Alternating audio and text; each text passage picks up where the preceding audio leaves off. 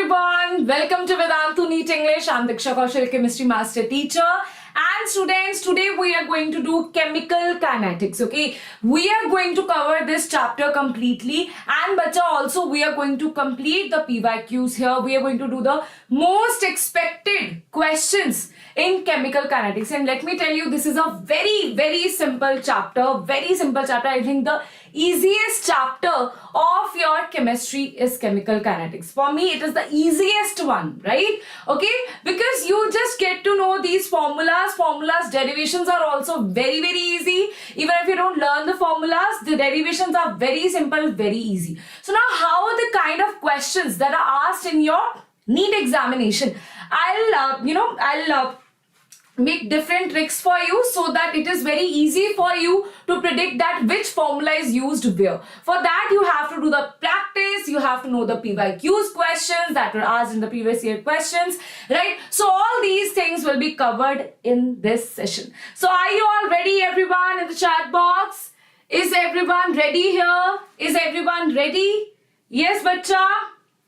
Very good evening. Okay, so let us start this session, everybody. Green heart in the chat box so that we can start the session without wasting any time, because time is the most precious thing right now. Everything else is little secondary, and time and hard work is the primary thing that you must do right now. We are just left with two chapters, that is redox reaction and electrochemistry and chemical kinetics. We are going to complete chemical kinetics today, and after that I am going to take up redox reaction and electrochemistry on Saturday, right? After that your chemistry part will be done, and then we will have the revision sessions. So everyone in the chat box, yes, okay, perfect. Okay, bacha, so I'll start with a very basic thing, but you have to be very patient because I am going to complete all the topics here in a very detailed manner,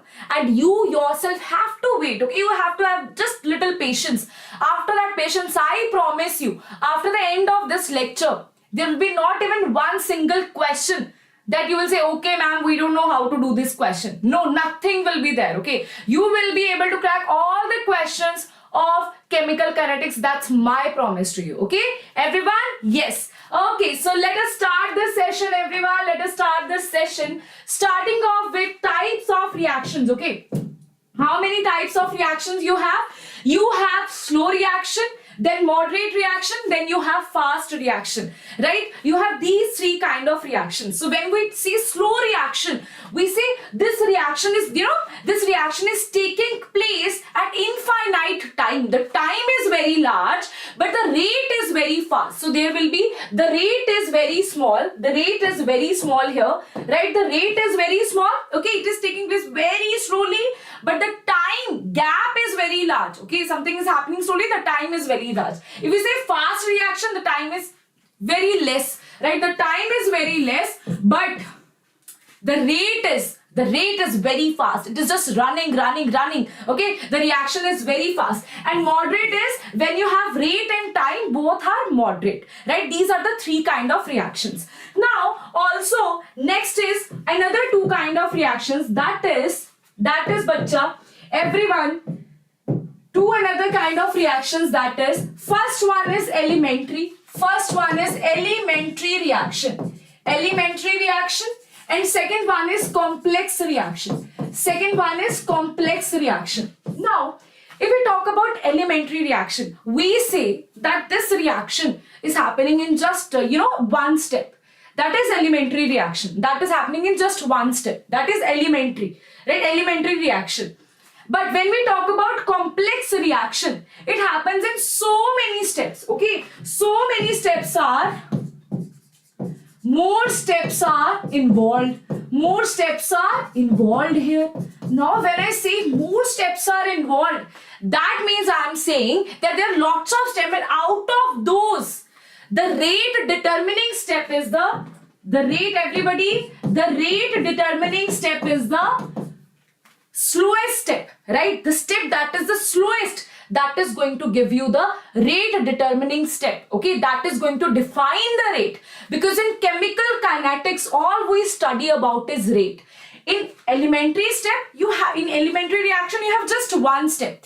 The rate will be defined by this one step. But when we talk about this complex reaction, in that rate is determined by the slowest step out of those steps. Right, everyone? Okay, yes. Very good. Let me see what you are saying in the chat box. Can also, yes, bacha, you can definitely watch. That will be a best thing that you can do to yourself is watch the lectures right now. Right? Okay? Yes. All the aspirants who are pursuing 2024 or 2025 or even 2026 can watch this lecture.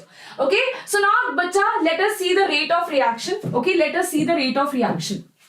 So I'll just give you 2 pointers here and you will see the previous year questions, right? That will be solved by 2 points here. Okay, the 2 points here are, everyone, the 2 points, the very important points are, whenever you have this reaction, whenever you have any reaction, they ask you, define the rate of reaction. Or they say, what is the rate of appearance, the rate of disappearance. Now we have to define that. Okay, let us see. For example, this is the reaction. A to B is the reaction. Okay, if I am saying which is the product, B is the product, A is the reactant, I am saying A is disappearing. So if I say what is the rate of disappearance, what thing is disappearing here? A is disappearing here, right? So rate will be, the rate of disappearance will be, everyone, the rate of disappearance will be defined by dA by dt, because A is disappearing here, and the rate of appearance will be defined by, sorry about the spellings, right? It will be defined by dB by dt. Now ma'am, where to put positive and where to put negative? Something which is disappearing, in that case we will put negative here, and something which is appearing, the product that is appearing, in that case we will put positive here, right? In that case we are going to put positive here. Now if I say what if there is A moles of, small a moles of capital A reactant and small b moles of capital B product, right? Now this is the number of moles of reactant and this is the number of moles of product. Now tell me, everyone in the chat box, will there be any change in the rate of appearance and the rate of disappearance? Everyone in the chat box, if I say there are A moles of reactant and B moles of product, will there be any change in the rate of appearance and the rate of disappearance? Everyone in the chat box, yes or no? Will there be any change? Will there be any change? No.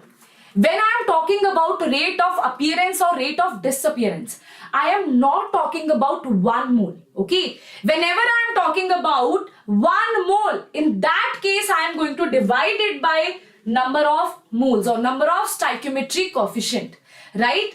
For that, we can say, if we talk about rate of reaction, rate of reaction is always defined for 1 mole. Rate of appearance or disappearance is not defined for 1 mole. Okay? Rate of appearance and disappearance is not defined for 1 mole. Rate of that all reaction is defined for 1 mole. For that we say the rate of reaction becomes minus dA minus 1 by A dA by dt equals to plus 1 by B dB by dt, right? This is the rate of reaction. So this is the difference that is asked in your questions. That is asked in your, you pick up the PYQs, you will see these kind of questions. Very simple concept is applied here. That rate of reaction we divide it by the stoichiometric coefficient, by the number of moles. Why? Because rate is defined for 1 mole. Rate of the reaction is defined for 1 mole, but the rate of appearance and disappearance is not defined for 1 mole. That is why here I have not applied 1 by A, here I have not applied 1 by B. Right, everyone? Yes? Any problem here? Any problem here?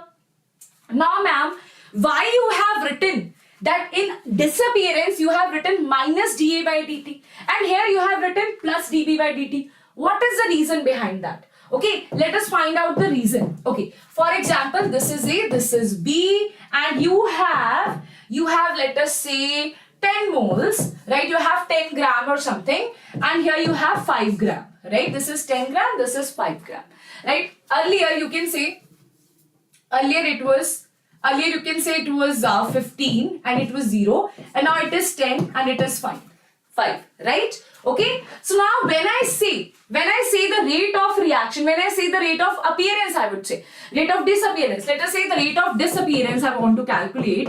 In that case, what I'll do, final minus initial, right? So this is the final, this is at time t, and this is at time is equals to 0. So I'll subtract at time t, the concentration at time t minus the concentration at time 0, divided by the time here. For example, it has taken t time, right? The time is small t, right? What will be the appearance rate? The rate of appearance is going to be, this is the final concentration of B, right? Minus initial concentration divided by T, right? Final concentration minus initial divided by T is the rate of reaction, right? Okay, so these are the two things. Here what I will see, this will comes out to be a negative value and this will come out to be a positive value.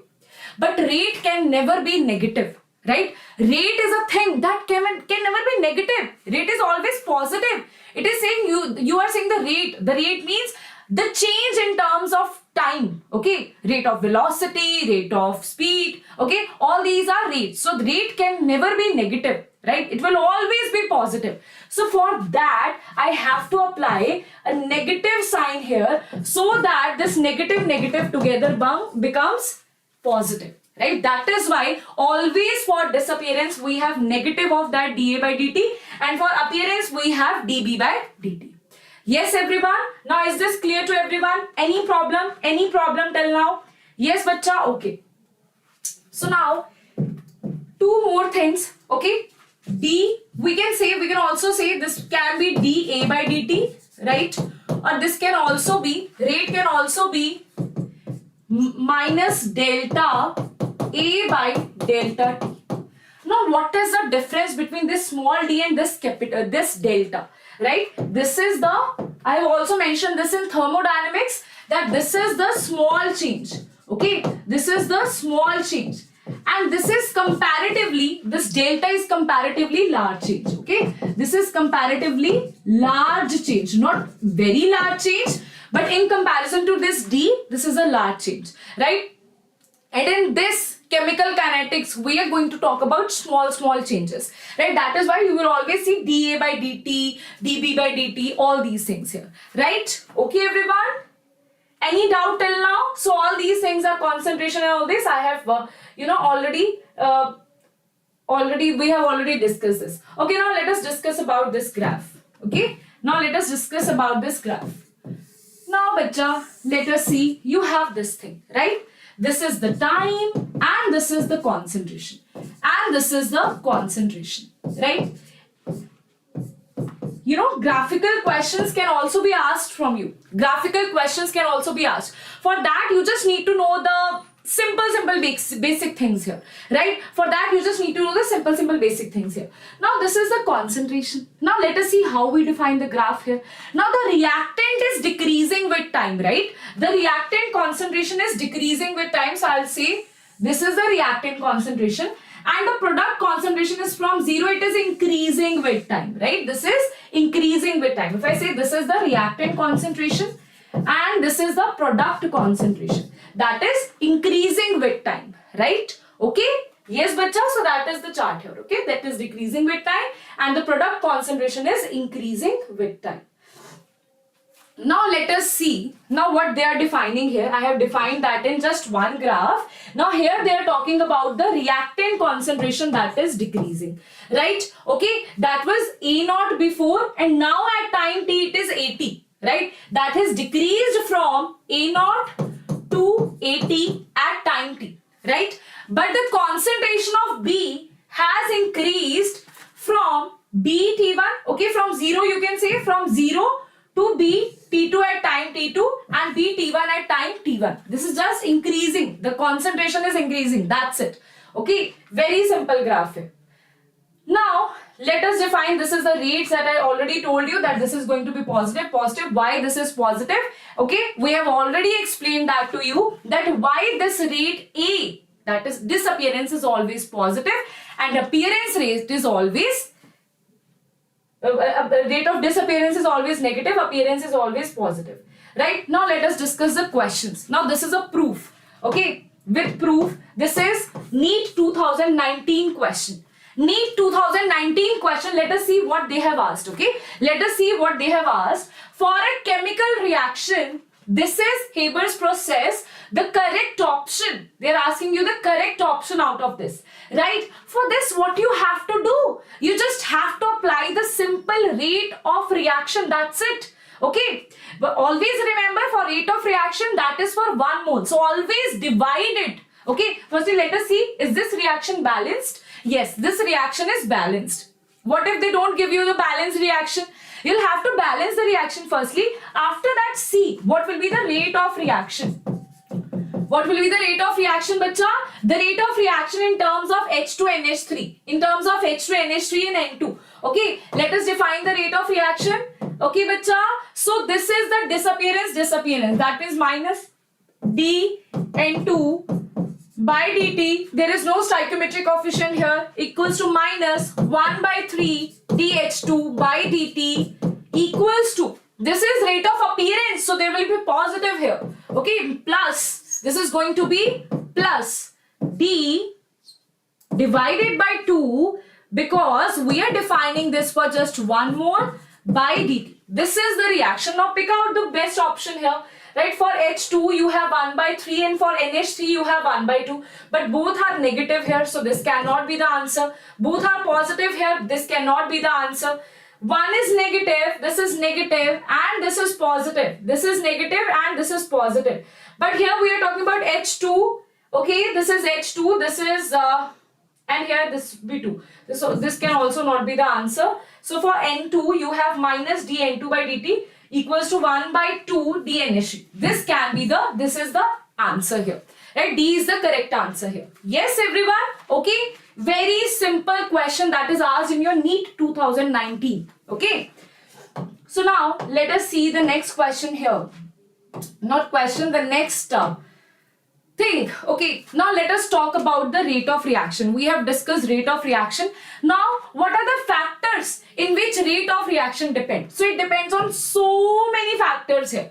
We are going to discuss the temperature dependence here. They can also ask you the question from temperature dependence. How the questions from catalyst are asked, okay? The activation energy, all those concepts will be asked from the catalyst here. Temperature means they will tell you if you increase the temperature by this much, how much the rate is going to increase. All these things will be asked, okay? Then concentration of reaction, okay? Concentration of reactants and nature of reactants and products, right? In this, numericals can be asked according to the first order, second order, third order reaction, right? After that, in surface area, right? More is the surface area, more with the rate of reaction, there will be more surface there for the rate for the reaction to occur. Okay, that is how it is dependent on surface area. And the nature of reactant and products. You all know there are certain reactants who do not react with each other. There are certain reactants who are so explosive, right? That is the nature of reactants. So in this chapter, this is a very basic thing. The surface area, more the surface area, more will the reaction rate. And nature of reactants, we all know that it depends. But now here in this chapter, we are going to talk about these three things, right? On the basis of concentration, catalyst and temperature. In detail, we are going to discuss this. Yes, everyone. Now, let us see. What is the rate law? Okay, what is the rate law? Rate law defines that this rate that you have defined by in terms of differentiation, that is dA by dt, right? You have defined this in the terms of change in concentration divided by change in time, right? That was the rate for you. But now according to rate law, rate can also be defined as that rate is proportional to concentration raised to the power order, right? What is this order? This has nothing to do with the stoichiometric coefficient. Nothing to do with that. Okay. Rate is proportional to concentration raised to the power order. Rate that if you let Let me write it myself. Okay, that would be much better for you. So now let us see this. Okay, I'm going to draw a line here. Now let us see what I am saying to you, that this rate is directly proportional to any concentration, right? Any concentration. So the concentration of the reactant, right, raised to the power the order, raised to the power the order of the reaction, right, raised to the power the order of the reaction. For example, I am saying this is the reaction. I am saying this is the reaction. If I am saying this is the reaction, in this case rate is equals to D, this will be rate is equals to dA by dt, right, minus equals to plus dB by dt. This is the rate here, right? Also, the rate can be, according to rate law, this will be defined as directly proportional to concentration at time t, right? Concentration at time t raised to the power order of reaction, right? Raised to the power order of reaction. If I say this is the reaction, if I say this is the reaction AABB, if this is the reaction, okay, I cannot say that rate is equals to K. K is the rate constant here. Rate is equals to K, concentration raised to the power this A. You cannot say A raised to power small a. This is wrong, right? This is wrong. I'm saying that this order can never be equals to the stoichiometric coefficient. But ma'am, when can it be equal to stoichiometric coefficient? Let us see that, okay? We have defined two terms here, elementary and complex reactions, right? Okay, now let us see, if you say the reaction is complex, if you say the reaction is elementary, let us talk about elementary reactions first, okay? If I say the reaction is elementary reaction, okay? If the reaction is elementary reaction, in elementary reaction, you can say that it can be equal, okay? If I say AABB, now I can say that rate is equals to K A raised to power A. This is for elementary reaction, when there is just one step involved. But when we talk about complex reactions, right, when we talk about complex reaction, that they have lots of mechanism involved. That is not just most of the reactions will be complex reactions, okay? So in that case, you have studied so many organic reactions that mechanisms were involved in that. Used it, okay, this is the slowest step. This is where rate is dependent, right? Same way, okay? We used to say that this is the slowest step. So this rate will be dependent on this particular reactant, right? So in this case, what I will say, there are so many steps, and the rate will be dependent on the slowest step. Okay, the rate is going to be dependent on the slowest step. So rate will not be equals to K A raised to power A, right? The order will not be equal to the stoichiometric coefficient, right? Or I can simply say here, this can be X, okay? And this can be X, and this can X be the order of reaction. Here X can be equals to A, right? Here X can be equals to A. And here X cannot be equals to A. Here X cannot be equals to A. Here X can be equals to A. Simply, the simple answer here is, if you have just one step reaction, that is, in that way, we can say the order of reaction is equals to the stoichiometric coefficient. But in case of complex reaction, the order of the reaction cannot be equals to the stoichiometric coefficients. Yes, everyone? Okay? Upload the most expected questions from total chemistry. Bacha, that will be upload. Just 2 chapters are left. After that, all the practice we are going to do. We are going to do lots of practice there. Okay? Everything will be covered by the practice. Okay? Don't worry about that. Yes, bacha? Yes. Okay. So now let us see the next thing here. That is concentration. We have already done that. Right? Now let us see. Reaction can be predicted merely. Okay. We have already done all these things, right? Now, one more thing here. Let us talk about the order of the reaction. After that, I am going to define the molecularity here, right? For order of the reaction, that order of the reaction is sum of power of all the concentration terms appearing in the rate law expression, right? If I say this is the reaction, okay, this is the reaction. In that case, R is proportional to A raised to power P, and this P cannot be the stoichiometric coefficient. Okay, it can be positive, negative, 0 or fraction. Similarly, Q can be positive, negative, 0 or fraction.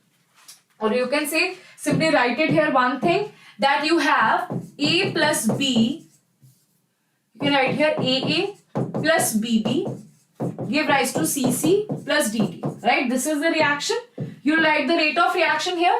Rate of reaction is equals to K, A raised to power X, B raised to power Y, where you will write X plus Y is equals to order of reaction. Order of reaction. Now this order is going to be, this order X plus Y is equals to A plus B. Okay, or you can say X is equals to A, Y is equals to B for elementary reaction, but for complex reaction, X can never be equals to A, Y can never be equals to B. Okay, this is for complex reaction. This is for complex reaction. Now let us see the properties of order of the reaction. Okay, the order can be positive, it can be negative, it can be in fraction, it can be 0. Okay, it can be 0. Order can be positive, negative, fraction or 0. Why I'm saying this? Because they can ask you in differentiation to molecularity, right? Next part is that order is defined for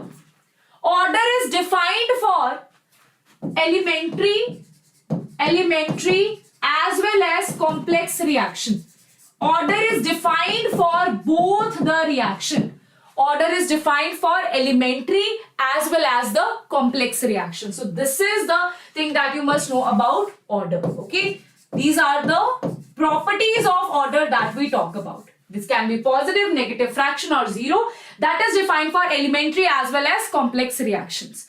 Okay, thank you bacha, thank you. Okay bacha, so now let us do this. Now order of the reaction always be determined experimentally, right? First thing is it will be determined experimentally. It should be either given in the problem or should be calculated in the problem by given information. So we'll do a lot of questions where order will be calculated. Rate law expression normally involves reactant, will involve catalyst as well as product, but the reaction intermediate will not appear in the rate law expression. Now what they are saying? Now the question is asked from this point. This point is very important, right? Questions are asked from this point. Let us see what kind of questions can be asked from this, right? For example, you have this reaction that is A plus A give rise to A2, right? Okay. Now this A2 plus A give rise to A3, right? This is the reaction here. Okay, this is the reaction here. Okay, everyone. This is the reaction. So these are the reactants and this is the product here. Okay, everyone. A and A are the reactants and A3 is the product. A2 is the intermediate here. A2 is the intermediate here. But I am saying rate law will never involve intermediate. If I say this is the slowest step, if I say this is the slow step, what you will write? I told you that for complex reaction that involves more than one step, right? For that you will write the rate of reaction will be according to the slowest step. So here what you are going to write? K, A2, right? And this is the reactant, this is A, right? Here you have just 1 and 1, you will write 1 and 1 in this case, right? Now what I told you that rate law expression will never involve intermediate. But now this is the intermediate, right? This is the intermediate. We cannot involve A2 in the rate law expression. Now what you are going to do? We cannot involve this A2. What you are going to do? We need to replace this. We need to substitute the value. How will we substitute the value, ma'am? Let us see this, how we are going to substitute the value. Okay, let us talk about this. If this is the forward reaction, this is for backward reaction, right? This is for forward reaction and this is for backward reaction. Okay, let us write it down. Let us write it down. This is for forward, this is for backward reaction. For forward reaction, what you will see, if this is the forward reaction, for this you will see forward reaction is equals to backward reaction, right? We'll define the rate here. For forward reaction, we'll say this is going to be K1, right? A, right? Okay, and for backward reaction, what we are going to do? For backward reaction, this will be K2, and this is the reactant for this, right? Equate these two equations. K1 A square equals to K2 A2, right? Okay, then apply the formula, put the value, okay, abstract the value of A2 from here and substitute the value of A2 to this equation, right? Okay, the value of A2 is going to be, that is going to be K1 A square divided by K2, right? This is going to be the value of A2, right?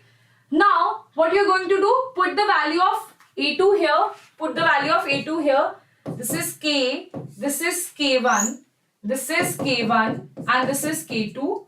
This is A square and this is A, right? Okay, now you have the rate of reaction not in terms of intermediate. Always remember which intermediate is given to you. If they have defined that A is the intermediate, the answer will be very different. Okay, you just have to substitute the intermediate. Here I have defined the intermediate is A2. Okay, if A2 is the intermediate, I have to substitute the value of A2 here. Right now, this is the value of A2, and I substitute the value in the first reaction, in the slowest step, and you get the value of rate of reaction, not in terms of intermediate. Yes, everyone? Yes, bacha. Thank you, yaar. Thank you so much. Okay, bacha, understood this? So this is the slowest step. This is the complex reaction. This is the slowest step. And from slowest step, you're going to define the rate here. After that, you are going to substitute the value of intermediate from the fast step. Okay, from the fastest step, you are going to substitute the value of intermediate here. Right? Okay, this is going to be the answer. This was actually the meaning of this line, that you have to substitute, but reaction intermediate will not appear in the rate law expression. Right? Now, how do you apply this? You apply this in this part. Yes, bacha? Okay? Yes, bacha? Okay? Yes. Now, beta, next we have on changing the stoichiometric coefficient of the reaction, rate of reaction and rate constant. For this, theory is important for order and molecularity. But rate of reaction of particular substance remains changed. If you're substituting if you're multiplying this by 2 or 3 or anything, the rate of the reaction is not going to change. On changing the stoichiometry, the rate of reaction and rate constant changes, but the rate of reaction of a particular substance, that is the rate of the whole reaction, changes. But for that particular substance does not. Can you know the answer behind that? Why it does not change? Why this does not change? If I say this is the reaction before, right? Now this is the another reaction. Here, if A and B are the same in both the reactions, I'll say the overall rate of reaction is going to change. Because the overall rate of reaction, bacha, if I say this is A, B, and this is AA, and this is BB, right? For this, if I have to define, this is the first, this is the second. If I have to define the rate of reaction for one, that is going to be minus dA by dt equals to plus dA by dB by dt, right? If I define the rate of reaction for the second part, that is going to be minus 1 by A dA by dt, and this is going to be plus 1 by B dB by dt, right? This means the rate of reaction of overall reaction is changing. The rate constant is changing here. If rate of reaction is changing, rate constant is also changing.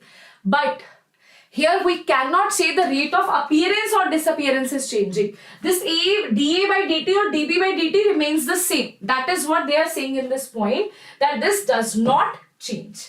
Yes, okay. Now let us see the next, that is only for simple. See, only for simple elementary single step reaction, we can say order of the reaction is equals to the stoichiometry, right? But any given reaction, order of reaction is equals to stoichiometry. But for any other reaction, order can never be equals to the stoichiometry of the reaction. Okay, always remember this. Always remember this.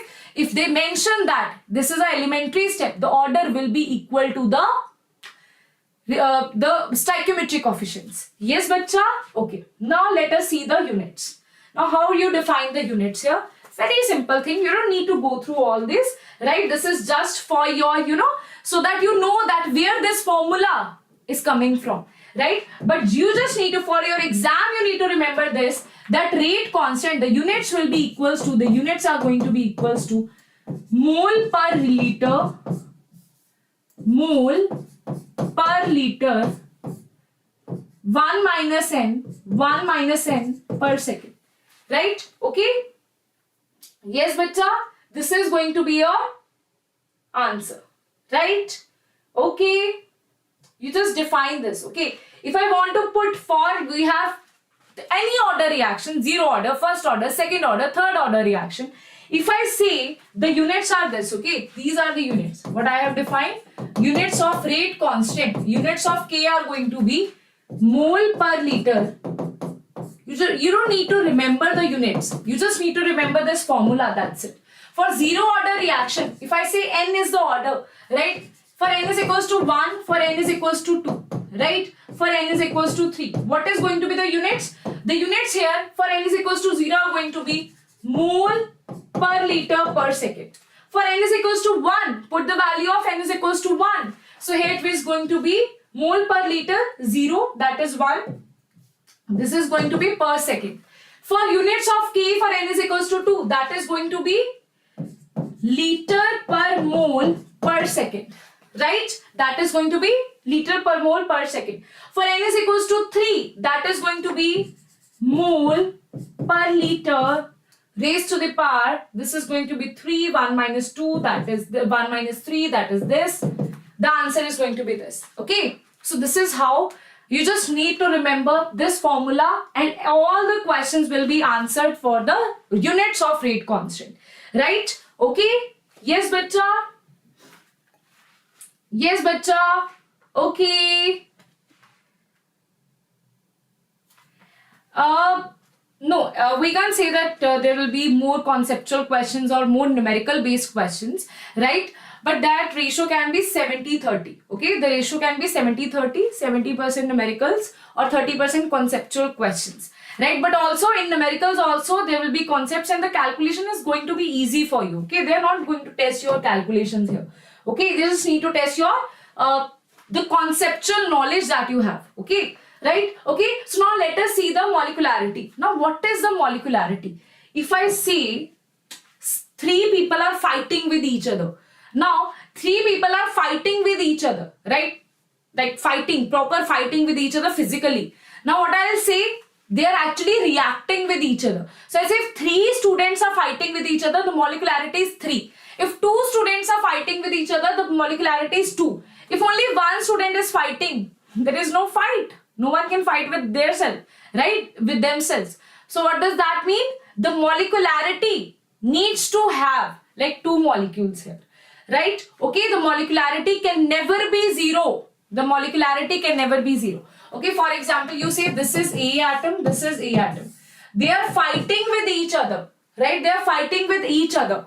But the type of molecule that I have is 1. Okay, the type of molecule that I have is 1. Okay, so how many molecules are fighting with each other? To have that reaction is called molecularity of the reaction. If we say there is no molecule, there is no reaction. So molecularity can never be 0, right? Molecularity can never be 0. If I say 1/2 molecule is reacting, no. You can't just break that atom and react it. Atom can never be, I can never cut the atom into half and I say, I'll just, this part will be in the reaction and this part I'll subtract this part. No. The reaction, if I say something is half N2, that doesn't mean there's the N2 molecule half, this is cut it into half. No, that doesn't mean this is cut down into half. This just means that in proportion to the whole reaction, the half mole is acting, right? It doesn't mean we have cut the atom into half and that half atom is acting. No. Okay. So here what we say, molecularity can never be negative. We can't say the negative molecules are reacting, -2 molecules are reacting. No. The molecularity can never be 0. It can never be negative. It can never be in the fraction. Okay. And molecularity is only defined for the elementary steps. Okay. Not for the complex reactions. Okay, molecularity is not defined for the complex reactions. Now let us see here. Now bacha, you have 3 kind of reactions, that is unimolecular, bimolecular and trimolecular. Unimolecular means when you have just one molecule, one kind of molecule that is reacting with its own kind and giving the products like decomposition reactions. Okay, so now here what we are saying, this molecule is giving these products. Okay, so now the molecular here is 1. Here we have molecularity 2 because 2 molecules are reacting with each other. Here we have molecularity 3 because 3 molecules are reacting with each other. Right? Okay, understood? Now I'm defining it here, the probability that more than 3 molecules, we cannot say that more than 3 molecules because atoms are very big, not like if you say in the micro level, the surface area, if you say the surface area, the spherical surface that they have, we cannot define the spherical. That is actually not a very sphere thing, okay? That is just an assumption from the structure of atom that we took, right? So now what we say, that more than 3 molecules cannot react with each other, right? So molecularity can never be more than 3. Okay, that can never be more than 3. Reaction with the molecularity 3 are very rare and slow to proceed. That cannot happen, very rare. Okay, complex reaction more than 3 in psychometry equation must take place in more than 1 step. For example, they are saying this is the case. Okay, in this case, that's what they are saying. We see that here the order of the reaction can be 6, 7, 8, 9, 10. But this is not the actual order. The actual order that it is a second order reaction. But from the equation, what we can say that it has like 6, 7, 8, 9, 10. It has 10 molecules that are reacting. In actual practice, this is a second order reaction. Right? In actual practice, this is a second order reaction. Okay. Yes, bacha. The overall rate of the reaction is controlled by slowest step and that is called the rate determining step. For example, this is the reaction. Here, I'll say this is step 1 and this is step 2. Step 1 is the slowest step. That means here the rate is dependent on H2O2 and I negative. Okay, these are the 2 things where rate is dependent on. And we can see that in the reaction, in the overall reaction, the I negative is not in the reaction side. It is like, okay. So it is just a reagent. So this reaction is actually dependent on H2O2 and I negative, both of them. Right? Okay, bacha? Understood? So now what we can say, H2O2 and I negative, it is dependent on both these things. Now let us talk about zero order reaction. Okay, one by one we are going to define zero order, first order, second order, all the reactions. Okay, now bacha, everyone here, what is zero order reaction? Everyone here, what is zero order reaction? What do you mean by zero order reaction? For example, I have this reaction A to B. Okay, and initially at time is equals to 0 beta, at time is equals to 0, what I say? The initial reaction is A and this is 0. Product is 0 and A is the reactant, that is A, right? At that time T, we say X amount is reacted. X amount is reacted here. Then we say that's A minus X here. And how much product is formed? How much reactance is reacted? 1 mole of A is giving 1 mole of B. X amount of A is going to give X amount of B. Right? So here I'm writing it here that X amount of B is formed here. Right? And this A minus X. Okay, this is A naught. At time 0, let us define it as A naught. This is A naught minus X, right? And what is AT? This whole thing is going to be AT. That means concentration at time T, right? The concentration of reactant at time T, right? Okay, everyone. Now tell me, what do you mean by X? X is what? X is the reactant consumed. Reactant consumed and AT is the reactant left. Reactant left at time t. Okay, why these things are important? Because for numerical you have to know these two things. Okay, now bacha, let us derive the equation here. We say rate is equals to K A raised to power 0. Why A raised to power 0? Because this is zero order reaction. So n will be equals to 0 here, right? And anything raised to the power 0 is 1. Okay, that is 1. And what is the rate can also be defined as, for this reaction minus dA by dt equals to K, right? Okay, so can we write it here? Whenever we have differentiation, we always use integration for the answer, right? We are going to integrate it, right? This is going to be, we can define this as, this is minus dA 1, right? You can write 1 dot dA equals to integration K dot dt. Now what's next, man? What is next? Now let us see this. Anything constant into differentiation, when we integrate this thing, there will be a constant. The answer of this integration is going to be a constant, that is A. The A is defined from A0 to AT. So this is A0 to AT, right? And this is going to be K. This is also K is the constant here, right? So we can also write it here. We can also write here that this is 1 dot, that is constant, right? Okay, this is constant, right? So this is also going to be T, that is 0 to T, right? Okay, so the answer is going to be, everyone, the answer is going to be, what is going to be the answer? What is going to be the answer here? The answer is going to be AT minus A0 equals to KT, right? Okay, there will be a minus sign here, right? There will be a minus sign here, right? So that can be A0 minus AP is equals to KT. And this is the formula that you must know. I have also solved the integration part here because I don't want you guys to feel that if you are studying this for the very first time, right? I don't want you guys to feel that where this come from. Okay, ma'am, what is this? Okay, that should not be the feeling that you should have. But for exam point of view, you just need to remember this formula. For exam point of view, you just need to remember this formula, that's it. Where AT is the concentration of reactant at time t and A0 is the concentration of reactant at time 0, right? Okay, K is the rate constant, T is the time taken, right? So now let us compare these values. Okay, let us define, this is the first formula that you need to remember. The next formula, okay, that you need to remember is T half. T half means 50% is consumed here, right? 50% is consumed.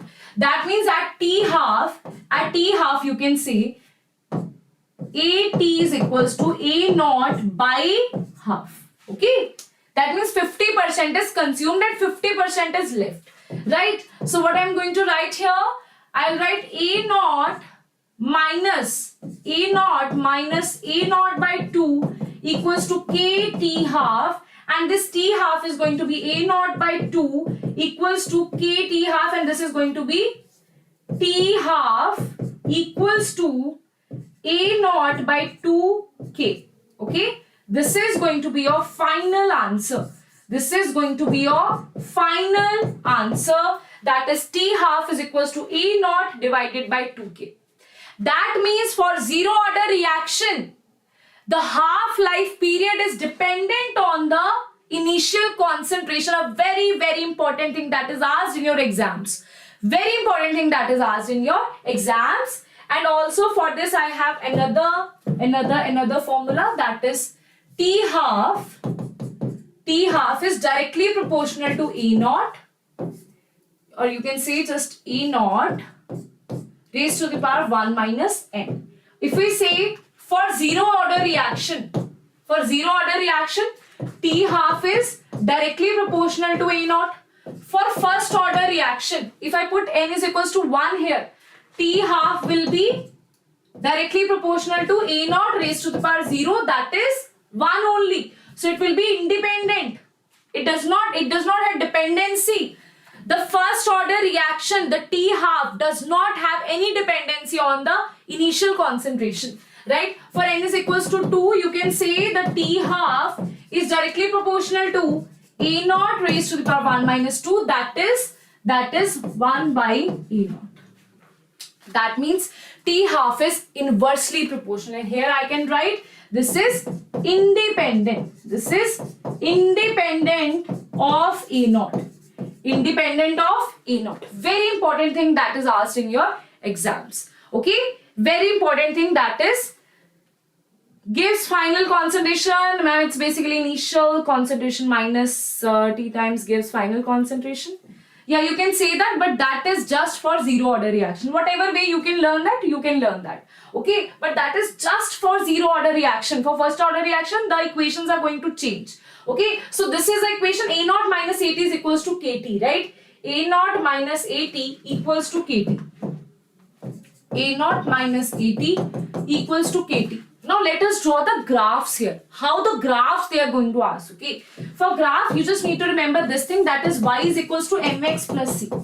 Now, bacha, as you are from bio background, that is why some students have very weak in math. So that is why I am explaining this also.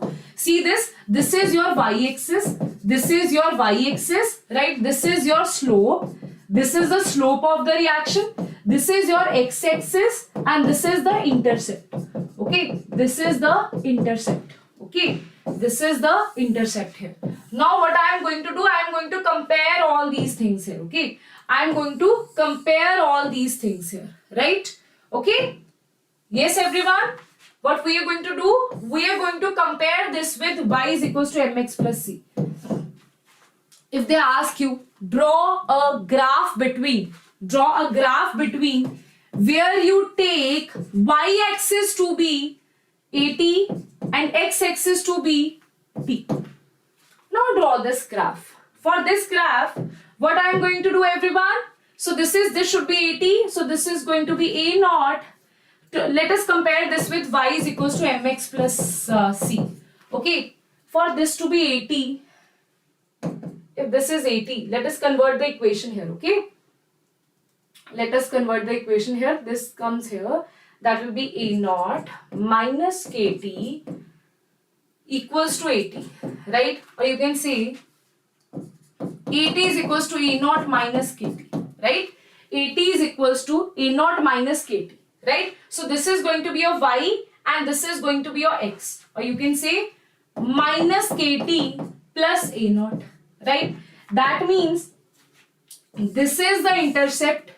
This x is the time here, m is the slope, that is minus k, and y is the y-axis, AT is the y-axis. So that means here the slope should be negative, right? And the intercept where the slope is going to cut on the y-axis, that is the intercept. Okay, the intercept should be this one, that is A naught, right? This should be the intercept, that is a negative slope, right? So this is going to be the slope, that is slope is equals to minus k, right? This is the slope here.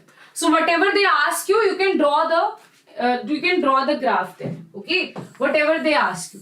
This is the first graph that I have drawn here. Okay, now let us talk about the second graph. Okay, now let us talk about the second graph, that is, if they ask you that put the values, y-axis take the value AT minus A naught, right? AT minus A naught, and this should be T. For that, what should be the graph? For that, they can ask you any graph, okay? They can ask you any graph. For this AT minus A naught, you can say that this is minus KT is equals to AT minus A naught, right? Okay, so compare this. This is your y is equals to mx. C will be the intercept. There is no intercept. Okay. So this is going to be your x-axis and this is going to be your y-axis. Right? And the slope is negative here. And there is no intercept. No, we cannot draw this graph then. Okay. This slope is, there is no intercept. It is not, the intercept is 0 here, right? No. let us not draw for this. They will not ask you for this because there is no graph for this, right? Okay, let us draw the graph for A naught minus this. A naught minus AT is equals to KT. Okay, if this is A naught minus AT equals to, here we have T. In that case, this is going to be A naught minus AT is equals to KT. This is going to be X, this is going to be Y, and this is going to be your slope, right? And there is no intercept, so this is going to be this, okay? The slope is going to be K. The slope is going to be K, that is your rate constant, right? So the graph, you are going to draw the graph like this, okay? For all the things, you can draw the graph like this, right? For example, let us see how many graphs they can ask you. So first thing is that rate, the graph between rate and time. As you all know that there is no dependence, right? There is no dependence. So that graph is going to be a straight line parallel to x-axis because there is no dependence on the time, right? There is no dependent on the time. Rate is not dependent on the time here, right? Okay, next thing is rate with the final concentration. So this is also going to be, this is not dependent on the concentration also. So this is going to be parallel to the x-axis, right? Because this is not independent, this is also independent. The rate is not dependent on the time, not dependent on the initial concentration, right? That will be parallel to x-axis. If we say A naught minus AT is this graph we have just drawn, okay? This is your Y, this is your M, and this is your X, right? Okay? For this, if you need to draw the graph between AT and T, we have just drawn the graph. That we have also drawn this graph, right? We have also drawn this graph that this is going to be your Y, this is going to be your intercept, and this is going to be your slope, and this is going to be your x-axis, right? Okay, bacha? Yes, everyone. Now let us see the graph for this one. This is going to be X. Now what is this X, everyone? What is this X? X is the amount of reactant that is consumed, right? The amount of reactant, we can say A naught minus X is equals to AT. That means X is going to be A naught minus AT. It means they are asking you the graph, this graph only. They are asking you this graph only. If they ask you X is equals to KT, that graph is this one only, right? Because what is X? X is the amount of reactant consumed. And A naught minus X is the amount of reactant that is left, right? Okay, so now let us do the degree of dissociation. What is degree of dissociation? Degree of dissociation means you have final concentration divided by initial concentration, right? So KT is the final concentration, right, divided by initial concentration, that is your alpha, that is degree of dissociation. So graph between alpha and T is going to be alpha is equals to KT by A naught, right? That is going to be KT by A naught, and here we will define it like this, okay? This is going to be Y is equals to, this is your X and this is your T. Suppose you have alpha equals to KT by A naught, right? This is equals to KT by A naught, right? So what you will write here, everyone, what you are going to write here? Yes, this is going to be Y, this is going to be Y, this is going to be X, and this is going to be your slope. Okay, this is going to be your slope. Yes, that is positive. K by A naught is the slope. Very important graph. Okay, very important graph here. Yes, everyone, any problem? Any problem? Any problem? Yes? Okay. Now, let us talk about where you see the zero order reactions. Okay, zero order reactions are relatively uncommon, but they occur under special conditions. Decomposition of gaseous ammonia, that is a zero order reaction. Thermal decomposition is also an example of zero order reaction. So these are the zero order reactions that occur in our usual life. Okay, this is the half-life period that we have just discussed. The half-life is equals to A naught divided by 2K for zero order reaction. Okay, for zero order reaction, that is going to be A naught by 2K. Yes, everyone. let us do the question here. Let us do the question that is NEET 2015 question. The rate constant of the reaction A to B is, okay, the rate constant for the reaction A to B is this one. Okay, this is the rate constant that they have defined K. If the concentration of A is 5 molar, then concentration of B after 20 minutes. Okay. If the concentration of A is 5 molar, molarity, they have given you the molarity here, right? The concentration of B after 20 minutes. Okay, right? So everyone, as you can see, for the rate constant, you can see this is a zero order reaction. This is mole per liter per second. That means this is a zero order reaction. For zero order reaction, you have A0 minus AT is equals to KT, right? Okay, so now what they have given you, that the concentration is 5 molar, right? The concentration of B after 20 minutes. Now what will the concentration of B after 20 minutes? How much is consumed? They are asking you the value of X here, right? They are asking you the value of X here, right? Okay, everyone. So that is very simple, very simple. You know what is the value of X, everyone? You know this reaction. We have talked about this reaction. This is A0 to 0.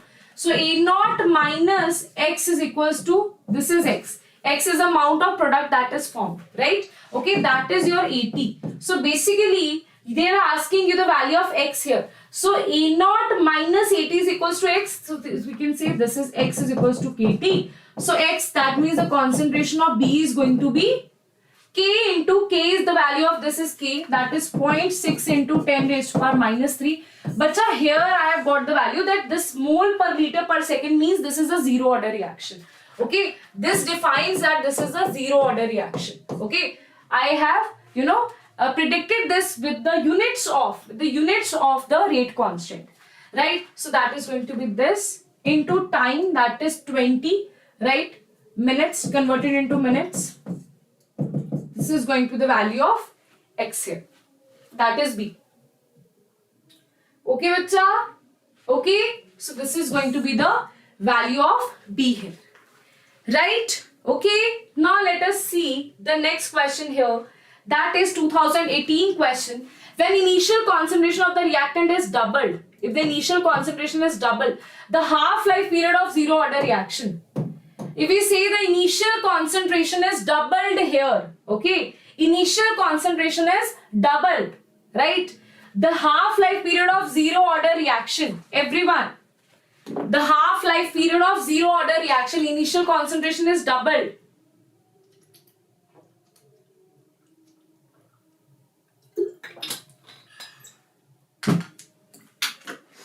Zero order reaction, that is directly proportional to that, no?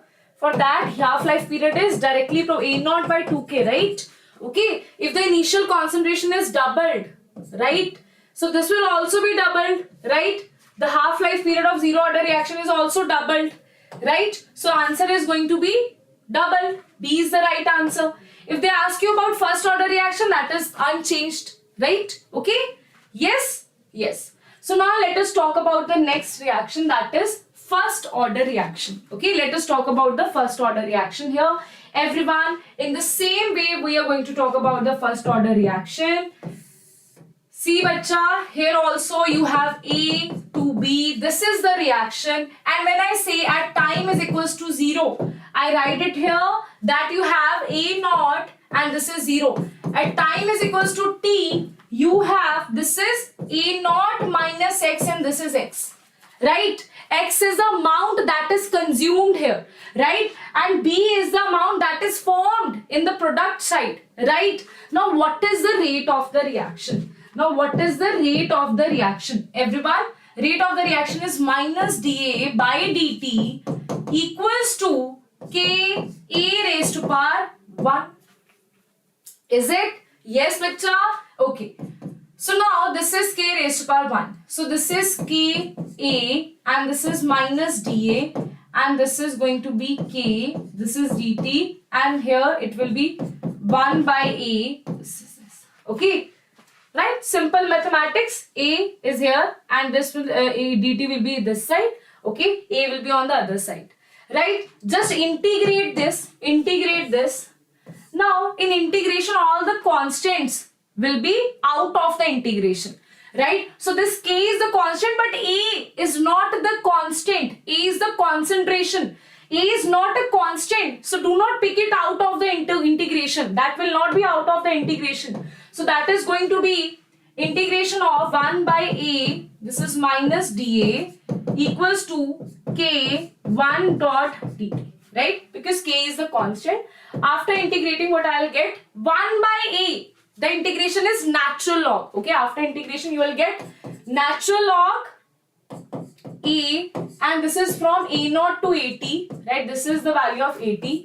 This is your AT. That is the final concentration of reactant, equals to, this is minus, or you can say this is minus KT, right? Okay, because T is from 0 to T, so it will be natural log AT,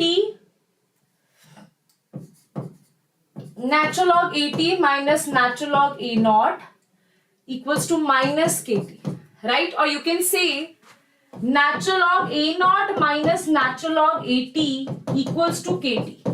Now this is your first formula. This is your first formula. You know, first order reaction is the most important topic of this chapter, because they ask you questions from first order reaction. So this is your first order reaction, right? Okay, this is the formula of first order reaction. If you have to write it in the form of not natural log but log base to 10, that will be log base 10, right? A0 minus log base 10, this is AT, equals to, this will be 2.33 and this will be KT by 2.303. Okay, this is going to be your answer. Okay, so now I'll just write down the formulas here, right? 2-3 formulas that you have to remember for this one. That is natural log A0 minus natural log AT minus natural log AT equals to KT. Right, this is the first formula. The second formula that you have to write, that you have to remember always, is that natural log A0 by AT equals to KT. Right, this is the next formula. Right, next formula is log base 10 A0 minus log base 10 AT equals to KT by 2.303. Right? Okay? Or you can also write it as K is equals to, you can also write it like this, or the formula that you are used to of writing. Okay? Because this is going to be the most important part, right? So here you can also write log A0 by AT equals to KT 2.303. Right? Now all these formulas are just a variation of this one formula, that's it. Because whenever you convert natural log to log base 10, you multiply this by 2.303. That is the trick. Okay, that is the only thing that you need to remember for all these formula. Just remember this formula. All these formulas are the variation of this formula, right? So now what you write K is equals to 2.303 by T log initial concentration divided by final concentration. This is what you write, right? Okay, so this is K, this is going to be T, right? If you redefine this, this is K, this is going to be T here, this is natural log 2.303 and that is T. Okay, this is the same variation that you learn in the numericals. Okay, this is the same variation that you learn in the numericals, that K is equals to 2.303 by T log initial concentration by final concentration, right? So all these are the formulas. See this.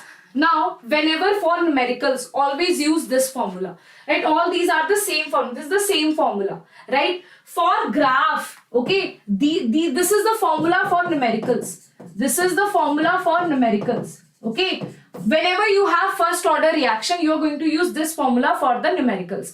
But for graphs, they can also use this formula, this formula, this formula, or this formula. Any formula can be used. Okay, let us see how this can be used. Okay, let us see in the form of graphs, how they can ask you the questions. Okay. Okay, bacha, let us see how they can ask you the question in the form of graph. Okay, so now let us see. First thing is R, rate and initial concentration. As you all know, rate is equals to K and A. That is dependent on the initial concentration. That is raised to the power 1. Okay, so that is not square. That is just a straight line. Okay, how we can say that's a straight line? This is Y is equals to mx. Now, if this is x, this is y. Now, this k is the slope. Okay, that is the straight line. Okay, k is going to be the slope here. This is your first graph. Now, if they ask you between log a0 by at and t. Now, see this. Log a0 by at and t. Okay, log a0 by at and t. What is the formula? This is k 2.303, right? Okay, just apply the straight line graph here. This is your y, this is your x, and this is your m. This is the slope, right? There is no intercept, so this is going to start from the 0. Okay, that is going to be a positive slope which has intercept, which has slope is equals to this one. Okay, this is going to be this graph. Okay, similarly, if they ask you any other graph, okay, any other graph you say. Okay, any other graph you say. Let us say they are asking you natural log a0 by at and t. Natural log a0 by at.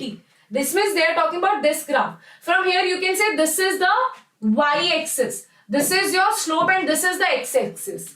T is the x-axis and m is the, now slope is going to be k. Okay, so what there I am going to ask you, what is the slope for this? Okay, what is the slope for when you take y-axis as this one and x-axis as this one? So the slope is going to be k. When you take log base 10 as the y-axis, in that case k by 2.303 is going to be the slope here. Very important question. Okay, very important question. Now if they ask you that you have to draw a graph between natural log at and t. For that, natural log at and t. Okay, natural log at and t. Okay, so this is natural log at, this is base a0, this is k, and this is going to be your y, this is going to be your x, and this is going to be m, and this is going to be intercept, right? This is going to be intercept. So how we draw the graph here? This is natural log at, this is natural log at, that is your y-axis, and t is your x-axis. Intercept is a0, natural log a0, right? And the slope is negative here. Slope is negative, and this natural log a0 is the intercept here. Okay, that is how you are going to draw the graphs here. No need to remember this. Okay, yes, bacha. I think one more hour and we'll complete the chapter. Half of the chapter we have already completed. Okay, yes. Okay, this is the graph we have done. Now another graph, this is the same graph, just the slope will be divided by 2.303. That's it. Here you are going to use this formula. Okay, this formula will be used here. Okay, this is going to be a y and this is going to be a slope and this is going to be x-axis, and log log base to 10 a0 is going to be your intercept. Now, very important graphs that students usually make mistake in. That is when you have to draw the graph between at and time. Now for that, the inverse of logarithm is exponential, right? Okay, so just at, always remember this particular formula, that is at equals to a0 e raised to power kt, right? Because when you replace the log with exponential, that is the inverse of exponential. Okay, you can say that at is equals to a0 e raised to power minus kt. For that, the graph is negative in the exponential. Okay, that is negative in the exponential, right? Okay, that is negative in the exponential. And if you have to draw the graph between x and t, x is the amount that is left, that is equals to x is equals to a, that is initial concentration, bracket 1 minus e raised to power minus kt. For that, the graph is positive exponential. Okay, these are the mathematical terms. You don't need to get that deep into this. Okay, just remember this, that you have AT is equals to A naught e raised to power minus KT when you have to draw the graph between AT and T, that is negative of exponential, and that is positive exponential. Okay, that is positive exponential, like a parabola. Okay, like a parabola, right? So here, if we talk about degree of dissociation, that is alpha is equals to 1 minus e raised to power KT, that is also positive of exponential here. Okay, that is also positive of exponential. Right, because A naught is constant, so constant value we do not, in graphical things, constant is nothing but 0 to us, right? So here that the graph is going to be same here, right everyone? Okay, any problem, any problem, any problem? You know what? Now there's so much there is change of season in north side, and this is actually giving me, I hate summers. I hate summers and I love winters. So now right now I am feeling so there is so humidity in this room, and these lights and these the heat from digital board, I cannot switch on the AC because that is not serviced, because there is change of season. Now this is the season when everyone gets ill, because we don't know what to wear. Should we wear the winter clothes or should we wear the summer clothes? We are so confused in that. So yeah, that is why I love Bangalore's weather. That is why I love that. Because you don't face this much, heat, this much summers that we face. The temperature is so high. The temperature crosses like 45 or something. It's just irritating, very irritating. Yes, okay. Okay, bacha. Yes. Now let us see the first order reaction. Now very important, all problems related to radioactivity are your first order reaction. Growth or decay of bacteria is first order reaction. Acidic hydrolysis of ester is first order reaction. Now this is actually a pseudo first order reaction. Okay, this is a pseudo first order reaction. Right? Okay, now there is one more thing. Summer is very irritating. Yes, very, very irritating. Yeah, hate it, totally hate it. So now next thing, bacha, that we are talking, we are going to talk about is we can say growth of bacteria. Let us talk about growth of bacteria here. Okay, let us talk about growth of bacteria. If we talk about growth of bacteria, no, just remember this thing always. When we talk about growth of bacteria, remember this thing. If I say this is A and this is B, right?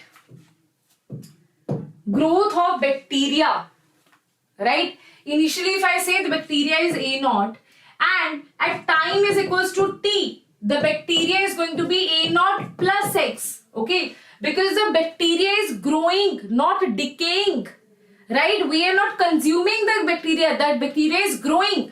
So here what we will write, bacha everyone, here what we are going to write, here we will write that K is equals to 2.303 by T natural log base 10, and this is going to be your initial by final. Initial is going to be A naught. Everyone, initial is going to be A naught, and this is going to be A naught plus X. Okay, very, very important. This important thing that students usually make mistake in, if they say 20% bacteria is in the growing phase, that means 20% is added to that. Okay, some amount is added here. Okay everyone. Yes bacha, we are going to do the catalyst part also in the end. All these things are in the end, that is activation energy and all these things are in the end. Okay, so this is going to be your answer for growth of bacteria. Now two more things here, that is if we talk about in terms of now what kind of questions they ask you in the exam. That the question they ask you is 70% is consumed, 70% is left, 70% is decomposed, or they say this much is produced. So let us see how to do that in percentage. Okay, if they ask you if X% is consumed, okay, right, what they are going to ask you, X% is consumed or Y% is left. This is the reactant. Okay, this is the reactant. How are you going to write the formula here? K is equals to 2.303 by T base 10, and now this is going to be, everyone, this is going to be initial we say A naught, right, divided by, always remember, initial, for this percentage is gone, this percentage is consumed, ye wo. For this, what you are going to write? You are going to write it here, take the initial concentration as 100%. So I took the initial concentration as 100%.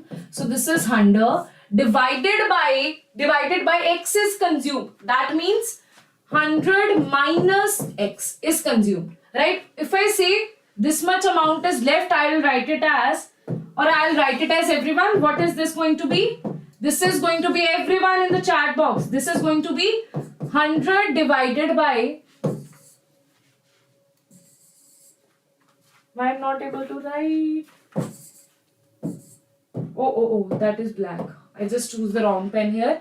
Okay, that is 100 divided by Y. Okay, if that is given in percentage, okay, if they have given you that in the percentage, right, in that case you will write 100 divided by 100 minus X or 100 divided by Y. Y is amount that is left, that is the final concentration. For example, they say that 70% is consumed, okay, 70% is consumed. I'll write log base 10, 100 divided by 30, that is 100 minus 70. If they say 70% is left, 70% of reactant is left, in that case I'll write log base 10, 100 divided by 70, right? This is going to be the correct answer.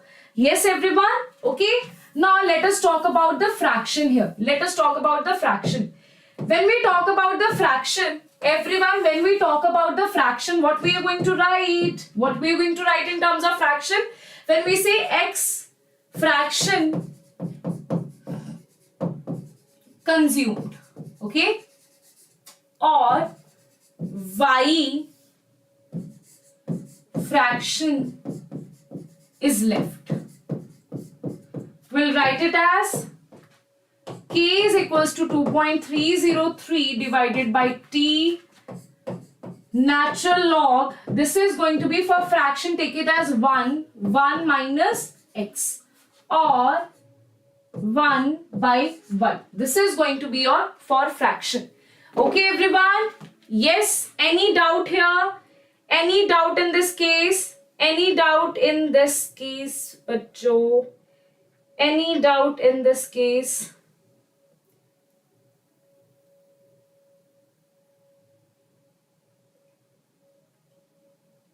Yes, everyone, any doubt? Okay, sorted. Shall we move ahead? Now, let us talk about the first order reaction for gases. For first order reaction for gases, very simple thing what we are going to do here. Very, very simple. Okay, very, very simple. Firstly, let us write the half order reaction. So we know that at T half is equals to 0.693 divided by K. This is the half order reaction for putting the value of A, T is equals to A naught by T, we get this value. Okay, now this is the value for T half of first order reaction. This is very, very important formula that is asked in your so many questions. Okay, so now, bacha, let us see for gases. Okay, for gases, for example, you have A plus B, or you can say A plus 2B give rise to C. Okay, A plus 2B give rise to C. In that case, what you are going to write? A plus 2B give rise to C. These are in the form of gases. If this is the initial pressure, this is the initial pressure, that is 2P naught, this is P naught, this is 0, right? Okay, and here at time T, this is going to be T. Okay, yes. Or we should write some other formula. Wait.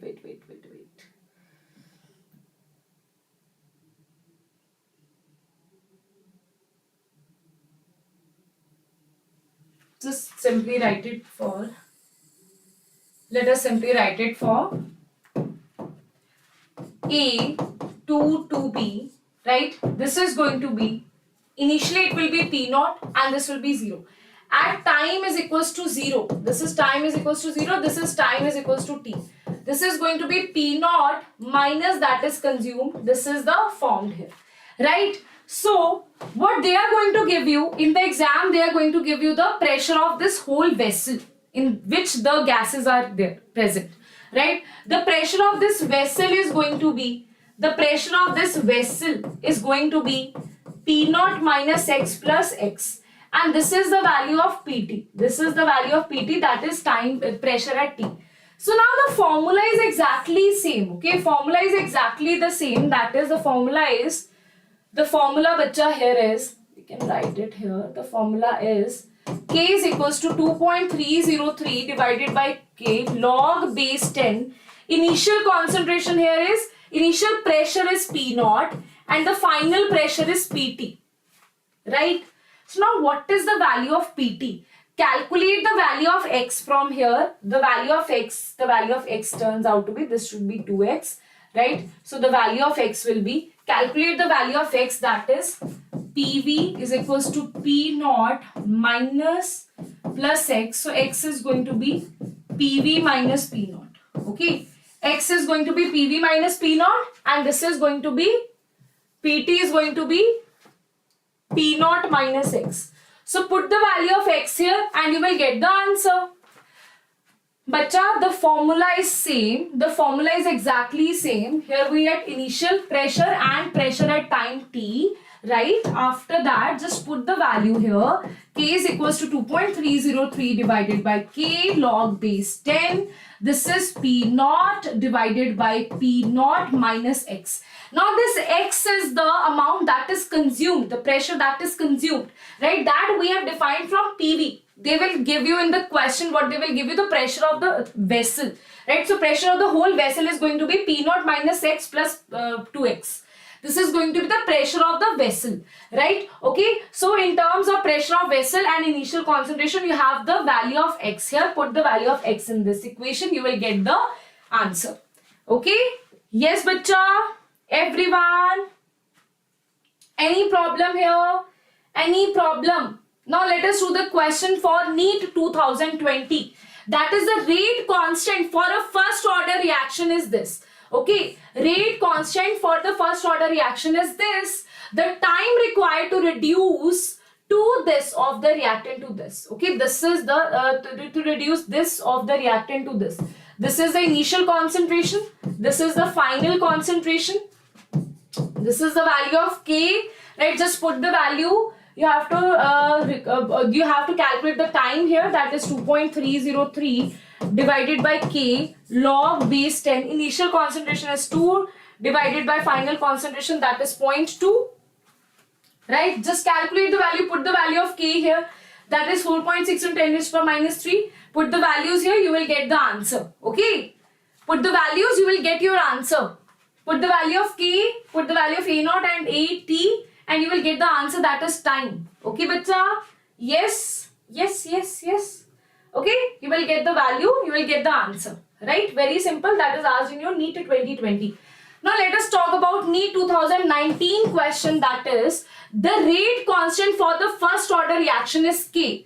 The rate constant for the first order reaction is K, everyone. Now the time required for the completion of 99% of the reaction.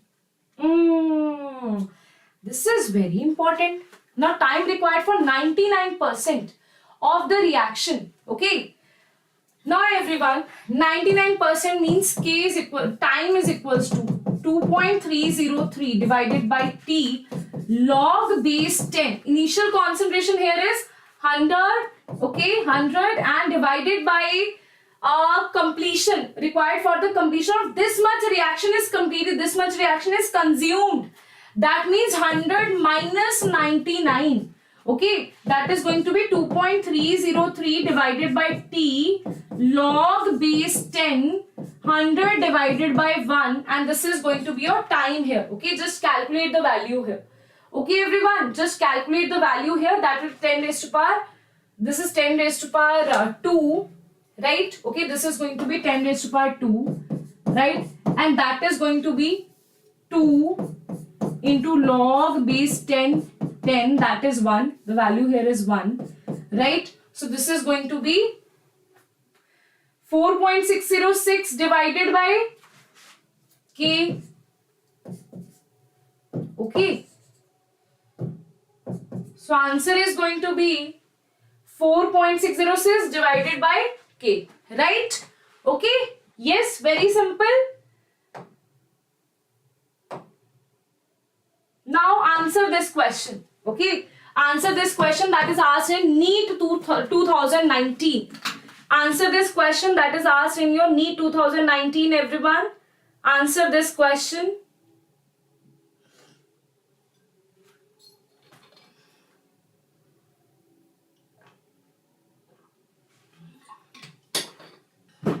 What is the answer here, everyone? The first order reaction has rate constant 2.303 into 10 raised to power minus 3. The time required for 40 gram of the reaction to reduce to this will be, right? First order reaction, K is given to you. This is the value of K required for this of the reaction to reduce to this. This is your AT, this is your A0. Very simple. They are asking you the time 2.303 divided by K. This is the value of K here. Log base 10. Initial concentration is 40. Final is this. Okay. This will be log 2 raised to power 2. 2 will be here and this will be 2 into log base 10 2. That is 0.30. That is 0.3010.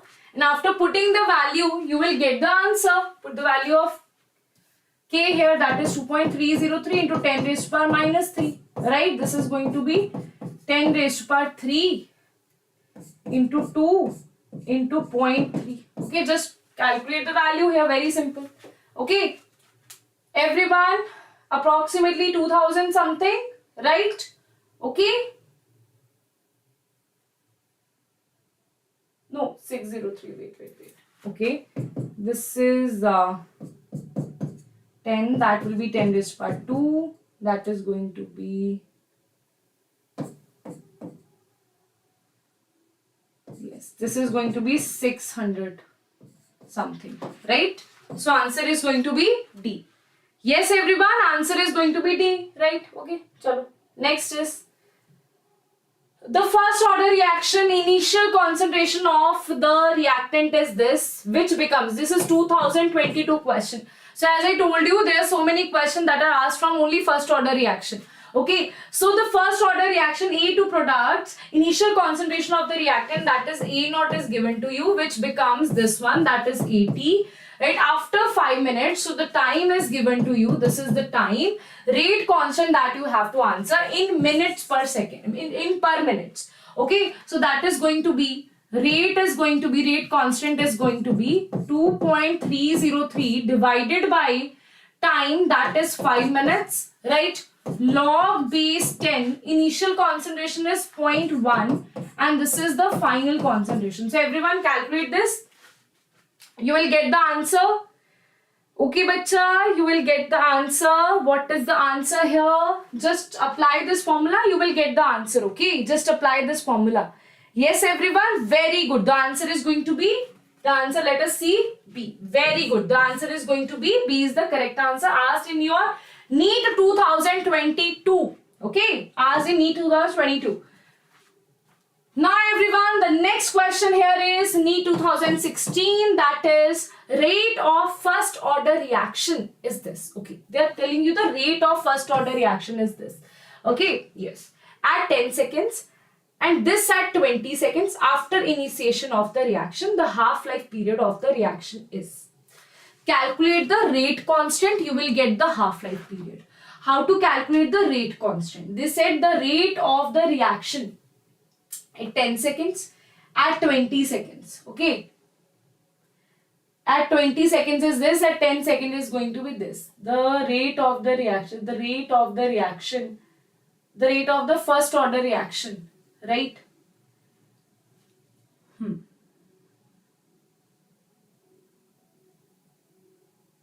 Wait, the rate of the first order reaction is this at 10 seconds.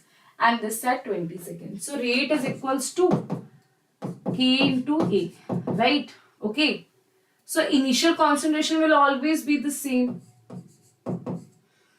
Okay. Initial concentration is always going to be same, right? So this is R1, this is K1. Right? Okay. This is R1, this is K1. This is R2 and this is K2. No. We can't. The rate of first order reaction of this at 10 seconds and this at 20 seconds. After initiation of the reaction, the half-life period, you have to calculate the rate of reaction. Yes? Okay. Rate of reaction. For calculating rate of reaction. Initial concentration, take it A. Okay. Just make two, you can make two statements here, that is K1 is equals to 2.303, that is T1. They have given you the rate, not rate constant, right? Okay. Not rate constant is given to you. Wait. You have to apply the formula simple here. You know, this is the formula. Okay. What they have given, that was okay. The same thing that I was doing. Just a minute. I think there should be a simpler way of doing it. Wait. No.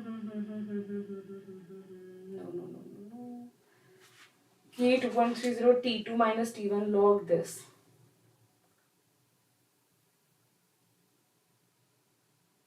Okay. See. So, you have rate is directly proportional to the concentration raised to the power 1, right? And this is your rate constant. This is your rate constant, concentration raised to the power 1, right? Okay, so that means you can say this is directly proportional. So now what you will write here, that K1 by K2 equals to 2.303, or you can directly write K is equals to 2.3, rate constant is going to be same, right, divided by T2 minus T1, and this is log base 10 A2 by A1, right? Because you will cut down the initial concentrations here, okay? The initial concentration, you will cut down the initial concentration here. This will be A1 obviously. This is going to be this like this, okay? This will be A0 divided by A1 at A1, and this will be A0 and this is be A2, okay? If we talk about this is the final concentration at time T1, this is the final concentration at time T2. This A0 and A0 will be cancelled out, and you will get here, wait, this will be A0 by A1, right? Wait. This should be K is equals to 2.303 by T log A0 by AT. Right, and you will get two formulas here. K is equals to 2.303. If we talk about two terms here, T2 minus T1 log base 10, right? This is going to be A1 by A2. Okay, just cut this formula, directly apply this formula here. Okay, because otherwise things are going to be difficult for you, right? Okay, just simply apply this formula. You get the value here. This is T2 minus T1. You are given with the time. Now, here you are not provided with the concentration. Okay, see this. You are not provided with the concentration. You are provided with the rate constants here. You are provided with the rates here. Okay, you are provided with the rates here. So what you need to do, we know that rate is directly proportional to the concentrations. Okay, so we can also write it here R1 by R2. Okay, that's it. You just need to apply this here. Okay, R1 by R2. That's it. Okay, just apply this here. You will get the answer. Okay, just apply the formula, this one, and you will get the answer. Now here the constants, we just cancel out the constants here. Okay, the constants are cancelled out because this is directly proportional. This is R1 by R2. Just put the value of T2, T1, R1 and R2. That's it. Okay, just yes. Okay, so just put the value of this one and you will get the answer, that is K, and after that put the value of K in the T half formula, that is 0.693 divided by K, and this is going to be your answer. Okay, and this is going to be your answer. Right, everyone? Okay. Yes. Yes, rate is directly proportional to A. Now, before doing this question, I also want to, because like these questions, some other questions can be asked to you in the exam. Okay. Other questions like what other questions? Like for zero order reaction, everyone. So like this question, that is direct formula we have applied. We didn't go to the derivation here. Okay. Similarly, I'll define 2-3 more formulas for you. Okay. So that is for zero order reaction, T 100% is equals to T half 2 into T half. Because here the rate is not dependent on the initial concentration. That is why T 100% is equals to 2 into T half. Because this does not depend on the concentration here. Okay, what is the initial concentration? But when we talk about for first order reaction, things change here. Okay, for first order reaction, things change. What is the things that we change here? That for example, T 100% is not equals to 2 into T half. Right? Why so? What is the reason behind that? Let us see that. For example, you have this 100, right? And now this is 50% is consumed. That means 50 is left. Now another 50% is consumed. From this is the initial concentration. Here 50% is consumed. That is 25 is left. Again 50% is consumed. That means 12.5 is left. Again 12.25 is left. Again 50% is consumed. You can say 12.5 is left. Again 50% is consumed. Okay. Because in the first order reaction, the T half, or you can say in first order reaction, that is dependent on the initial concentration, right? The initial concentration dependency is there because it is a first order reaction. That will be initial concentration raised to power 1, right? For that we have, this is the initial concentration. For this reaction, from this point to this point, this is the initial concentration, that will be 25. For this reaction, this is the initial concentration, that will be 12.5. For this reaction, this is the initial concentration, that will be 6.25. Right? So, by this, when will we reach 100% dissociation? That is, for first order reaction, it is very difficult. We can reach 99.9% of reaction can be consumed here. So, what are the questions that they ask you directly? Right? So, this is going to be here. What is the time that is consumed here? That is T half. Okay. This particular thing is going to be 2 into T half. In zero order reaction, by time 2 into T half, 100% reaction is completed. But in first order reaction, by the time 2 into T half, double of T half, only 75% of reaction is completed. Right? Here 75% of reaction is completed. Right? But if you jump directly from this side, that is 75% reaction is completed here. Right, everyone? Okay.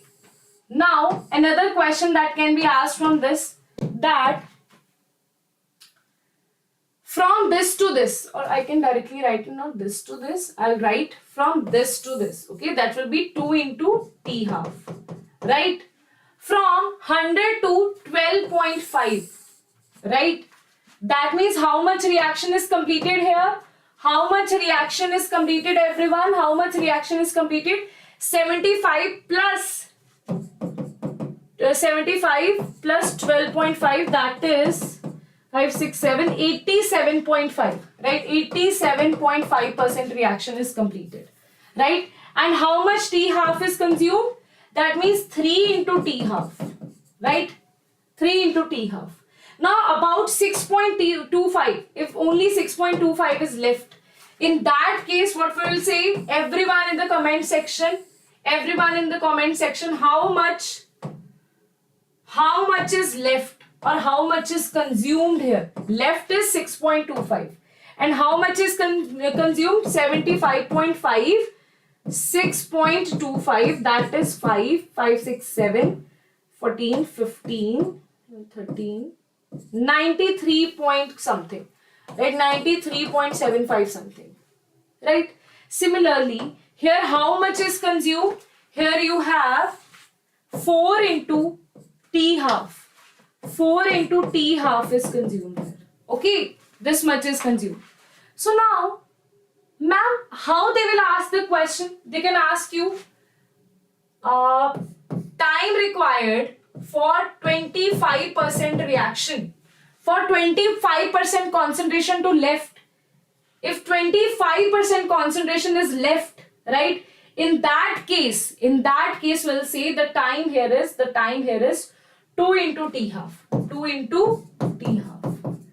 Time required when we have, or you can directly write when 75, okay, you can write it here, when 75 concentration is consumed, right? When 87.5 concentration is consumed, in that case we'll write this is 3 into T half. This is 3 into T half, right? Now, next question that is asked, if you have 99.9% is consumed, like almost 100%, that is not is equals to 2 into half. That is equals to 10 into T half. That is equals to 10 into T half. This is the first order reaction.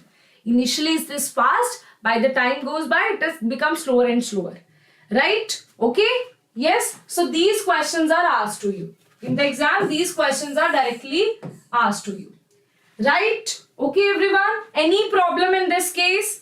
Any problem here? Any problem here?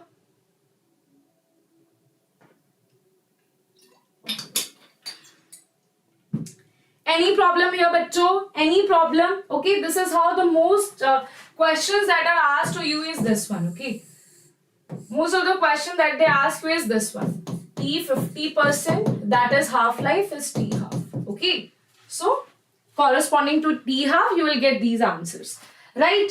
Now, next thing is, let's do the next question. That is NEET 2017 question. A first order reaction has specific reaction rate of 10 raised to power this second. How much time will it take for 20 gram of the reactants to reduce to this? This is the final, this is the initial concentration. This is the final concentration, first order reaction specific. What is this? This is nothing but rate constant they are talking about. Okay, this is a rate constant. That's it. Okay, just apply the formula. Right, just apply the formula and you will get your answer. Okay, just apply the formula, you will get your answer. Log base 10, initial is 20, final is 5, and you will get your answer. Okay, yes, okay, good. So now, next thing, bacha, that we have, perfect aimless. I'm happy about it that jugaad is working, right? Okay, yes. Now, next is pseudo first order reaction. What is pseudo first order reaction? Reaction in which kinetics of the reaction is studied by decreased order. Right? Like, it is actually, when we say there are two reactants involved, but one reactant is in excess. We say this is a first order reaction. We ignore the second reactant. That is called the decreased order. Okay, that is studied by decreased order are known as pseudo first order reaction. For example, they'll ask you the example here. Any particular reactant is in excess. For example, this is the hydrolysis of ethyl acetate. For that, this water is in excess. For this water will not be taken part in the rate law, in the rate of reaction, the equation of rate of reaction. The excess reactant will not be written there. That is why we say that this is independent of water, right? This is independent of water, and hence we say this is a pseudo first order reaction. Actually, that should take part in the reaction, but we are not, because the one reactant is in excess. That is where we say this is independent of that. right? That is when we say this is independent, this is a pseudo first order reaction. It is considered as first order reaction, that is pseudo first order reaction. Second here, bacha, we have that involves catalyst, okay? That involves a catalyst. Now the catalyst is actually taking part, okay? The catalyst is actually taking part in the reaction, okay? The catalyst is actually taking part in the reaction, but we do not consider it in the rate law. That is why we say this is a pseudo first order reaction, okay? The catalyst is taking part in the reaction, that is not mentioned in the rate law. That is pseudo first order reaction, okay? Okay, bacha. Thank you, bacha. Thank you. Okay, now bacha, next thing that we have, before that, few things. Okay, now I'll teach you here only. So now these are few methods that you must know for calculating order of the reaction, okay? That is asked to you. They'll ask you the order of the reaction based on so many methods here. So firstly, let us do that one by one, okay? The first method that we are going to talk about is, for example, they ask you, for example, let us talk about one concept here, okay? Let us talk about one concept here. If the concentration is increased x times, okay? If the concentration is increased x times, and the order of the reaction is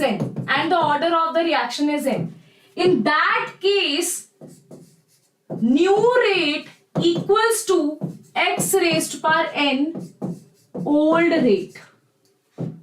Now this is these are the tricks that I was talking about, okay? These are the tricks that I was talking about in the first go, that I am going to give you a few tricks that will that will be very easy for you to crack the exam, because to crack the questions. Now, because you don't have to, get puzzled into it. For example, they ask you the question. The question is asked in such a way that you have a second order reaction. Where concentration is increased by 3 times. Or you can say that is a third order reaction. And the concentration is increased by 2 times. Okay. So how you will write the rate here?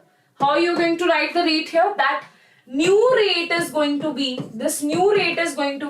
x raised to power, that is, x is how much concentration is increased, okay? X times how much concentration, that is by 3 times, okay? What is the order of the reaction? That is 2, and this is R of old. Old rate will be given to you, right? So how much rate is increased? That is increased by 9 times. The rate is increased by 9 times, okay? Yes, bacha? Yes. Okay, perfect. So now, bacha, next is new, that is, this is x is 2 raised to power 3. This is R old, okay? Now this is increased by 8 times, right? Here the rate is increased by 8 times. Here the rate is increased by 9 times. So this is how they can ask you the questions. Okay, this is how they can ask you the questions. Okay, bacha? Yes, beta. Yes. How to, ma'am, give the answer of 2.303 divided by 0.01. It's a very simple. Okay, so very simple. Just cut down the points and write divided by 1000 there. That will be multiplied. Okay. 2.303 divided by 2.01, right? Here it will be like 100, this will be 1000. We cut down, here you will have this 10 here. It's a 2303 divided by 10. Very simple. Okay, simple. Always remember for you, simple thing, if you have 2.303 for medical students, just cut this decimal point here, and that will be 1000, right? And in the denominator, if you have, this is 0.01, cut this point and this will be 100. Now cancel this out, you will get the answer. Okay, understood? Yes. Now basic maths. Now Next thing is, now let us do this by the chart method, that is initial rate method. For initial rate method, how we are going to do this? Okay, for initial rate method, bacha, very simple. Okay, I am going to, because this question is asked so many times.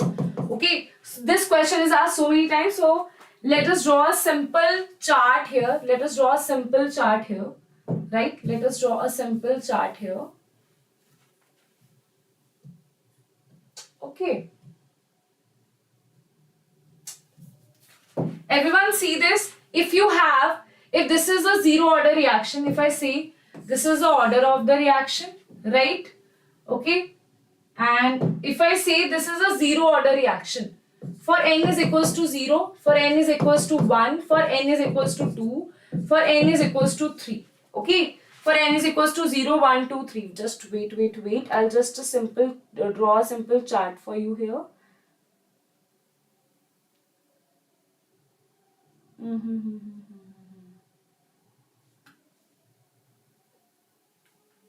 Okay. So now if I say for n is equals to 0, right? For n is equals to 0, if something is, for example, I say if the concentration is increased by, by 2 times, or 3 times, or 4 times, or 5 times, how much times the concentration get increased by? The rate will be increased by, so this is the concentration, this is the rate. Okay, the rate will be independent. The rate is going to be independent. So, no matter how much amount you increase the concentration, if the rate does not change by the concentration, we say that is a zero order reaction. Okay, we say that is a zero order reaction. How much we increase or decrease the concentration, the rate is not changing, that is the zero order reaction. Okay, concentration is increased by x times. Okay, here I am writing it as the concentration is increased by x times. Here the concentration is increased by x times, and here the rate is going to increase by x raised to power 1 time. Okay, now if the concentration is increased by x times, 1 time, we will say this is concentration is increased by 1 time, the rate will be same. The concentration is doubled, the rate will be doubled. The concentration is tripled, the rate is tripled. Understood? This is the first order reaction. If the concentration doubles, the rate is going to get double. If the concentration tripled, the rate is going to get triple. Okay, that is the rate. That is how much the rate is going to increase. If I say in second order reaction, they will give you this data and they will ask you the order of the reaction. If you see by increasing the concentration double times, triple times, the rate is going to be increased in the double. If you increase the concentration by double, the rate is going to be double. If you increase the concentration by triple, by 3 times, the rate is 3 times. That means it is a first order reaction, right? If I say I increase the concentration is doubled, and the rate here is 2 raised to power 2, that is 4 times. If the concentration, understand this bacha, if the concentration is increased 2 times and the rate increases 4 times, that is a second order reaction, right? If I say the concentration is increased 3 times and the rate is increasing 3 raised to power 2 times, that is 9 times, that is a second order reaction. Okay, that is a second order reaction. So what we are writing it here, the rate is going to increase by x raised to power 2 times. That means this is a second order reaction. Next thing bacha that we have, if concentration here again increases x times, okay, the rate is going to be x raised to power 3 times. right? The same formula that I draw for you, that new rate is equals to x raised to power n, and I have just put the value of n here, 1, 2, 3, that's it. Okay, if I say the concentration is doubled and the rate is 8 times, that means the rate is 2 raised to power 3. That means this is a third order reaction. Okay guys, that means this is a third order reaction. Yes, Gopika ma'am is also here. So everyone, welcome Gopika ma'am here. Yes, okay, she's also awake with you all, right? Seeing that, are you all studying or not, right? She's, saying that, okay guys, you have to study here, right? We teachers, whether we are teaching you at that point of time or not, right? We are always there in our mind. You guys are just, there, present there, always in the back of our mind. You are present because we want to know, are you studying right now or not? But where are you? That is why she is here. She is right now here because she is very worried about you. Are you studying or not? Right? Yes. Okay. See, it's 11 p.m. and she is here. Right? So that is the dedication that we all teachers have for you.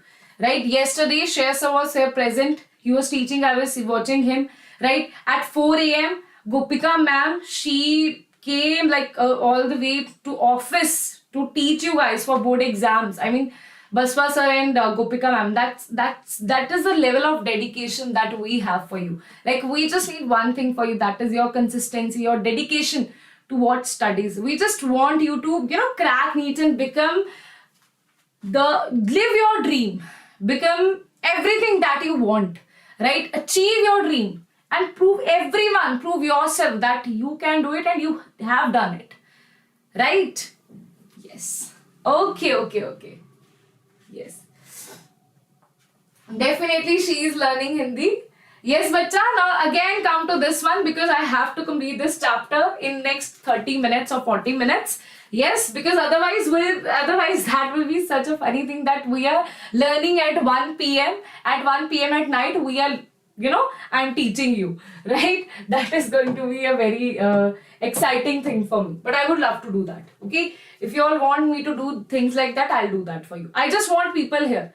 If you want me to teach from 12 p.m. or something, I'll teach. I just want all of you to study. That's it. Okay? Yes, bacha. Preparing for animal kingdom to make it easy for my cute future doctors. Now, kudos to Gopika ma'am and let's clap for her that she's right now preparing for your animal kingdom. I'll also watch that lecture. Okay, I'll also watch that lecture. I want to know about animals. Gopika ma'am recently told me that the nearest neighbor to dinosaur is what ma'am? That is chicken? Is it? That you were talking about? Example of animal kingdoms are quite difficult, ma'am. She will make easy for you. Don't worry. I love her tricks. She'll make funny for you. She's very funny. She's the funniest people I know. She's very funny. Whenever I talk to her, I keep laughing because there is that thing that whenever she has that accent, whenever she says something, I just start laughing. I'm like, you are so funny, bro. Right? Chicken, yeah. The nearest neighbor to dinosaur is chicken. That was amazing. Like, I was amazed to know that really? You guys eat chicken. You are eating dinosaurs. What are you guys, huh?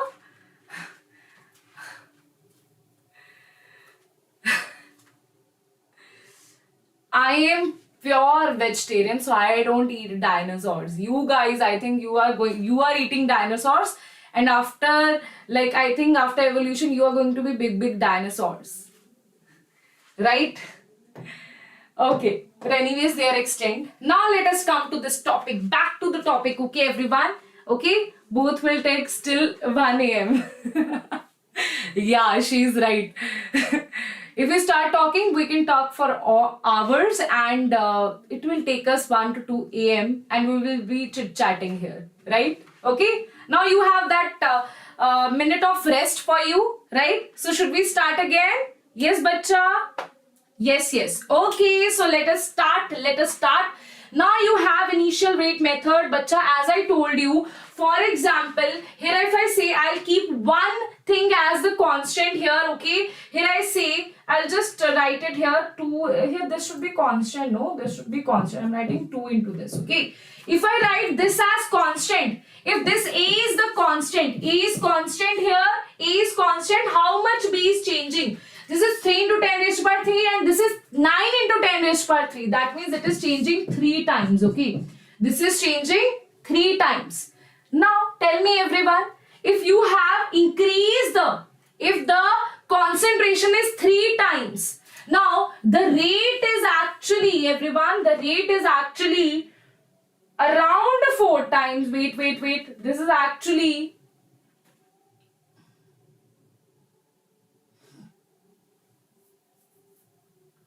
this is constant. This is actually what? This is how much times? Everyone, I'm very weak in maths. Tell me, how much times is it? 5 4 20, 5 4 20. I know this is not the exact thing, okay? I'll just make it, because I have changed the formula here. I have changed the formula here, right? Because I just want you to know that what kind of questions are there in the paper, okay? Right? Okay, so this is 2 into 10 raised to power minus 2 and this is, let us see, this is 3 times. Just wait, give me 1 minute, okay? Give me 1 minute. I am making the question for you by seeing the answer, okay? Right, this should be 3 raised to power times 2 times and this is 3 times. This should be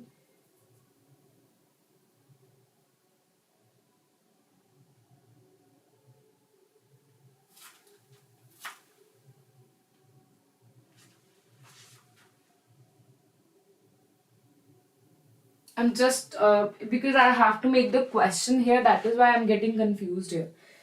Okay, let us draw a simple value here, okay? I'm just drawing a random value here, okay? So this is 15 into 10 raised to power minus 6, okay? Let us draw it here, 15 into 10 raised to power minus 6. Yes, everyone? We are weaker than you, but my maths is generally very weak, okay? So I'll be very blunt with you. My chemistry is very good, but I have with calculations, I have tried my best and I know how to improve it. I know I have also improved it, but now I don't use my mind. I don't use my mind for calculations. I just give importance to this because I am not going to clear NEET, okay? You have to clear NEET. You have to be good in calculations, right? So this should be, let us calculate, this is this much. Now see this thing, okay? What I am teaching you, focus on that, okay? This is constant. Now I have kept this one as constant. If B is increased 3 times, this is also increased 3 times. That means if B concentration is increased 3 times and the rate is also increased 3 times, that means the rate is dependent on B for raised to the power 1. Okay, that means rate is dependent on B. That is a first order reaction with respect to 1. Okay, now if I say fix the value of B here.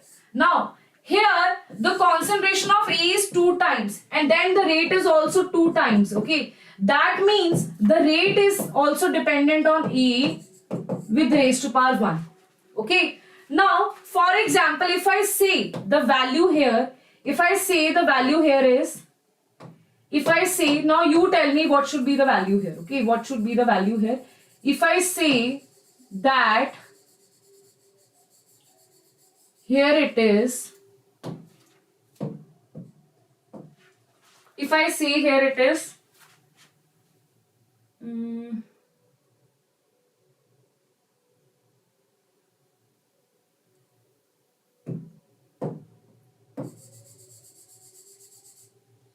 okay, I am making one another question for you.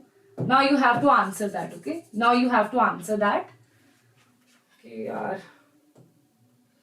what is happening here? Okay, just give me a minute. Okay, so I'll make one more question for you. Okay, I'm making one another question for you because otherwise it is going to be really weird, right? Okay, so now this is your A, this is B, and this is rate. Okay, this is rate. For example, this is 2 into 10 raised to power minus 2, right? This is 2 into 10 raised to power minus 2, and this is 4 into 10 raised to power minus 2. Okay, you have to answer this question. Okay, now for this you have, now if you answer this question, things will be sorted. Okay, it is a constant, B is not constant. This is 3 into 10 raised to power minus 3.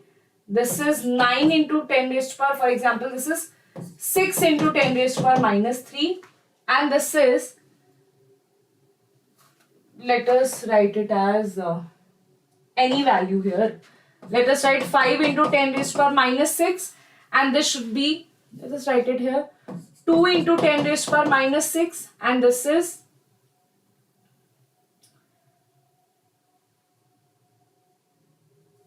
16 into 10 raised to power minus 6, right?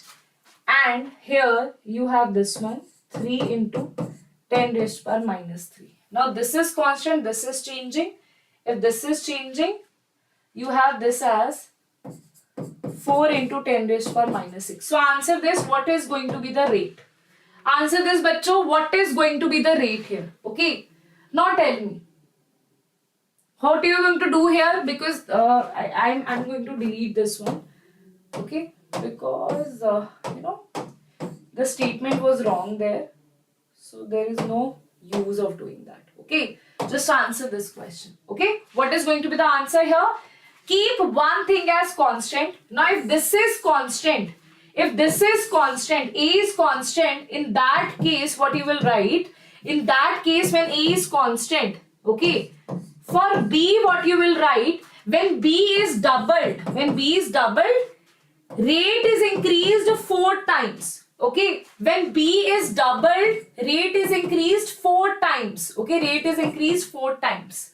That means it is 2 raised to power 2. That means it is a second order reaction. So this is a second order reaction. Okay, if concentration increases by 2 times, rate is increased by 4 times, right? That is a second order reaction because this is x raised to power 2. That is a second order reaction, right? Okay, now if I keep this as constant, this is constant here, this is constant here. In that case, A is doubled here, A is doubled in that case, concentration is getting doubled here. If concentration is getting doubled in this case, what we will write? Concentration is getting doubled, but the rate is getting doubled also. Rate is also doubled. That means if concentration is 2 times, rate is also 2 times. That is 2 raised to power time. That is x raised to power 1. That is a first order reaction with respect to A. Okay. Yes. Okay. So this is how you are going to see the question. Just take one thing as constant and then see the change in the other difference. In that case, 1 and 2, this is constant. This is increasing by 2 times and here the rate is increasing by 4 times. That means this is a second order reaction with respect to B. If I keep this as constant and this is changing 2 times and this is changing 2 times, rate is also changing 2 times. That means it is a first order reaction. So overall it is going to be a third order reaction, Okay, yes, rate is doubled. Very good. Okay, so the things that we use here is this one. Okay, this chart is that we have used. If rate is x raised to power 2 times, this x is the amount of concentration that is increased. Okay, x times. Right? Okay, bacha. Yes, bacha. Okay. So now let us do the formula based question. Ma'am, half-life. Half-life, bacha, I have already explained to you. Yeah? So, yes, okay. You're talking about the half-life method, is it? So, this is a simple formula-based question. You just need to remember this formula, that's it. Don't get deep into this from where this formula is, ma'am. Beta, formula is simply from this side that I have already told you that T half is directly proportional to A naught 1 minus N. Right? You can write that is 1 by initial concentration N minus 1. Right? After after calculating, after substituting it, relating it to each other, divided 1 by 2, this is the first equation, this is the second equation, you will get this formula. And to calculate the n here, n is the order of the reaction. To calculate the n here, we just have to take the log here, okay? So n is equals to, you just need to remember this formula, n is equals to 1 plus log base to 10 T1 by T2 divided by log A2 by A1. A1 and A2 are the initial concentration at T1. For example, you say at time T1, A1 is the initial concentration, and at time T half, okay, this is the T half where the initial concentration is A2, right? Okay, just simply put the formula, you will get the order of the reaction. Okay, this is the half-life method. This is the simple formula to calculate the order of the reaction. Okay, bachcho? Yes, easy peasy. Very nice, very nice. Okay, so now this isolation method is not used in your exams and all that. They don't ask you questions from this. So here what you do, for example, this rate is dependent on these three things, A, B and C. Now what you will do, you will isolate one of these. Okay, you will isolate, like you have isolated B and C, the rate will be dependent, you have isolated you have isolated B and C. Now the rate is going to get dependent on only one thing here. Okay, but this formula is not asked you in your NEET exams. Okay, so just ignore this. You just need to know what is this, what do you mean by isolation method. That's it. Okay, so no questions are asked from this one, right? Okay, let us do one question here. The rate of decomposition of ammonia is found to be dependent on the concentration of ammonia. This is the rate that is given to you. They ask you what will be the order of the reaction. What is going to be the order of the reaction when concentration is very high? Now, bacha, tell me, when concentration is very high, that means 1 by NH3 is going to be very low, right? Okay, if I define it as K1 by 1 by NH3, whenever there is high or low question, use it at like this. Okay, if something is very high, 1 divided by that thing is going to be the reverse of that thing, is going to be very low, right? So something is very low, we can ignore it. So we can write, for first thing we can write rate is equals to, this is the rate only, this is rate is equals to, we can ignore this thing, right? Because this is very low, so this will be K1 by K2. This will be K1 by K2, that is a constant. So this means rate does not depend on the concentration. So the order is going to be zero order reaction. Okay, this is going to be zero order reaction in this case, right? Okay, everyone. So now, bacha, next thing is concentration of ammonia is very low. That means 1 by NH3 is going to be very high. This is going to be very high. Okay, this 1 by NH3 is going to be very high. In that case, beta, what you are going to write here? In that case, we are going to write rate is equals to 1 by NH3 is very high in comparison to this. K2 will be neglected. So that will be K1 divided by 1 by NH3, that is NH3. So this is going to be a first order reaction because it is dependent on NH3 raised to power 1. This is going to be a first order reaction. Okay, this is going to be first order reaction. What happened, Adarsh? Adarsh, I have just one thing for you. That now, if you need external motivation, then you really need to think. Just focus on that one thing. Na? You have your exam in 1 month, right? Okay, in 40 days you have your exam. Now, if you don't study right now, when you will study, then there will just guilt that will be left. And you don't need to be in that guilt. Right? If you're giving your 100%, just surrender yourself to the God. Okay? Just surrender yourself. Give your 100%. Now is the time. If you're not giving your 100%, you don't deserve to be a doctor. You really don't deserve to be a doctor. Right? Because doctor is a big thing. If you want to be a doctor, you need to work hard. And to work hard, you need to give your 100% in all the lectures. Be consistent. And whenever you feel demotivated, just think about yourself in that, in that coat and in the stethoscope, and you are, in the MBBS college or in your internship. you are helping others, right? You are living your dream. Just manifest that. You will feel motivated yourself, right? Okay, yes. Next, bacha, next thing is effect of temperature. Now, bacha, we are going to almost last topic. After this, after temperature, we are going to do the catalyst, right? Activation energy. That's it. Okay. So now, on increasing the temperature, decreasing the temperature, see this, bacha. Now, the question that is asked: if you increase the temperature by 10 degrees Celsius, the rate is doubled. Okay, the rate is doubled. So now what kind of questions are asked here? Okay, what if I say you increase the temperature for 40 degrees Celsius to 90 degrees Celsius, right? So very simple method to do this. What is the difference here? This is your T old temperature, and this is your new temperature. This is your new temperature. So here n is, let us define it as m. Okay, I'm defining the value of m here. Okay, what is m? M is equals to T new minus T old divided by 10. That is going to be, this is trick. This is a simple method to solve this. Okay, T new is 90 minus 40 divided by 10. That comes out to be 5. Right? Right, bacha? This comes out to be 5. So now here m is equals to 5. What is the value of rate? Everyone, what is the value of new rate here? What is the value of new rate here? The new rate is going to be, the value of new rate is going to be 2 raised to power m times of old rate.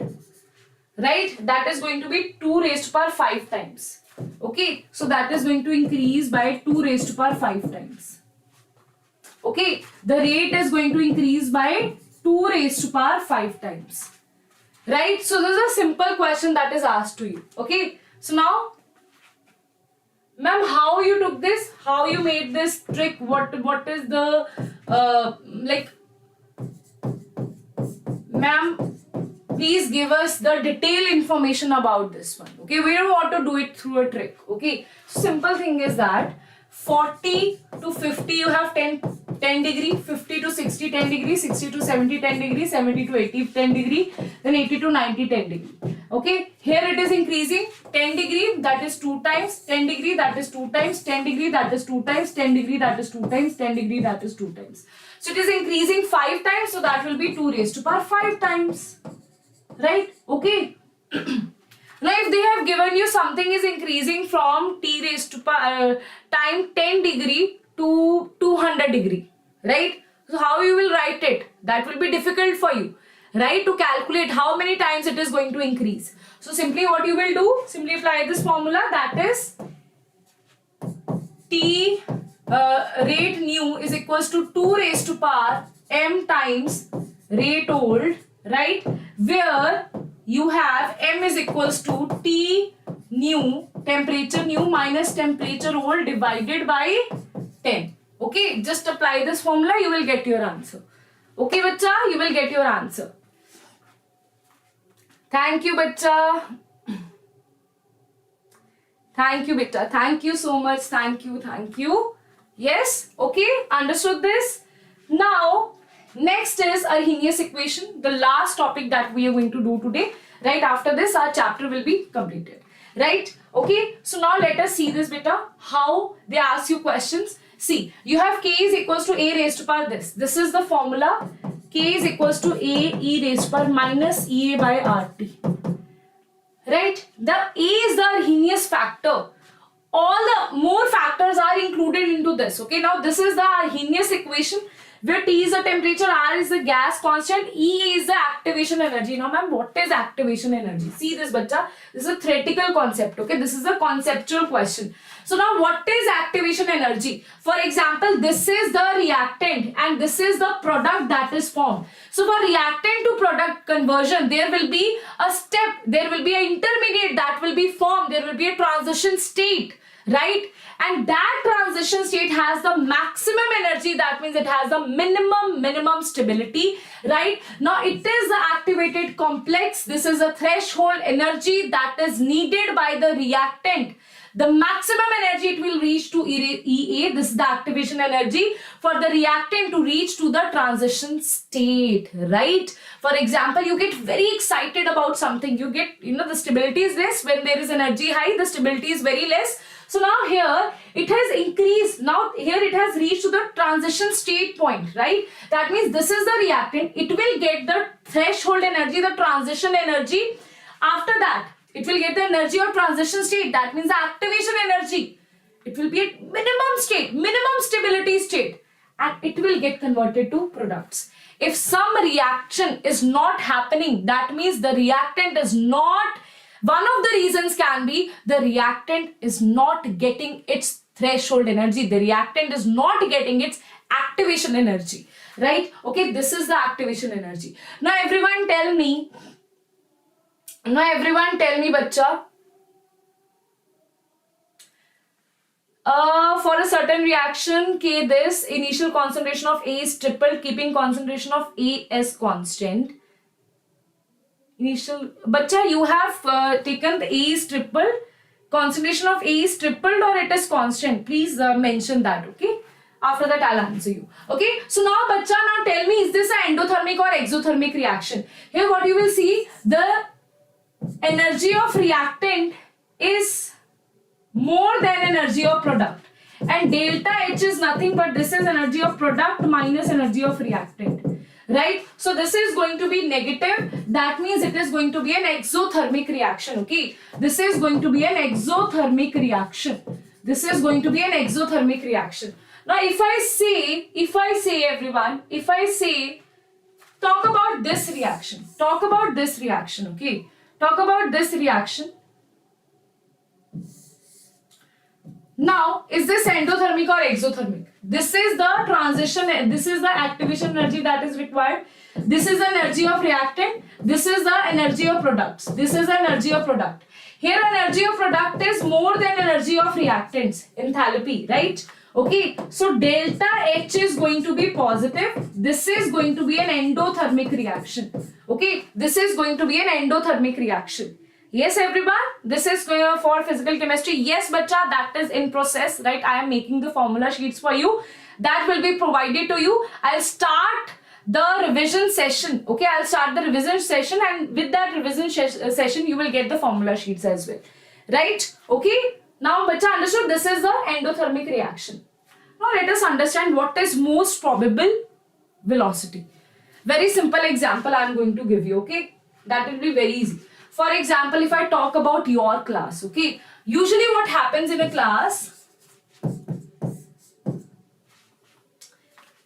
80%, like you say 90% of the students are average, okay, right? Or we can say 80% of the students are average, that get marks between 70 to 90, okay. Most of the students will get marks between 70 to 90, or you can say 60 to 90. Okay, this is the maximum percentage of the student, and few students get marks from 90 to 100, and few students only get marks from 40 to 60. Okay, the maximum proportion of students getting marks is 60 to 90. Like if there is a class of 30 students, I would say if there is a class of 30 students, 25, I would say, or 25 is more, 20 students will get marks from 60 to 90. There are average students, okay, and there will be few students, we can say 7 students will get marks from 40 to 60, and there will be only 3 to 4 students that will get marks from 90 to 100. This is the average proportion in a class, right? So what you can say here, that this is the average proportion. Now what is the most probable marks? Most probable marks that students are getting, that means the marks that is actually given to most of the student is from 60 to 90. That is the most probable marks, right? This is the maximum probability. Now if we define the most probable kinetic energy, that does not mean the maximum kinetic energy. I'm not talking about the 90 marks, like I'm not talking about 99 marks. I'm talking about in the class, how many students are getting most of the marks, right? How many students are getting like in that proportion, in that 60 to 90 range, most of the students are getting marks there. In the same way, if we talk about the molecules, if I talk about a set of molecule, the kinetic energy that is possessed by most of the molecule is called most probable kinetic energy. That is possessed by maximum frequency. The frequency, the fraction of molecule is maximum. That is possessed by maximum molecules here. That is the most probable frequency, most probable kinetic energy. Okay, so this is the most probable kinetic energy that is at the center. He's saying this is the kinetic energy, right? You can draw a graph. That is initially there are less fraction. Like if you say there is a student that is getting just passing mark, that will be just one student maybe, right? Okay, and in the middle, that is between 80 to 90, there will be maximum students who will get marks from 70 to 90, right? If we talk about above 90, there will be lesser students. If we talk about above 95, there will be less students. If we talk about above 99, 100 marks, that will be get by minimum students, like only one, maybe one out of so many students, right? So this is how you can understand the most probable kinetic energy, right? So now if we increase the temperature, the velocity is going to get increased. If we increase the temperature, the velocity will increase. That means kinetic energy will increase, right? So let us see on increasing the temperature how we shift this graph. Okay, on increasing the temperature, the maximum kinetic energy is going to shift here. Okay, the maximum kinetic energy that is possessed by, if I say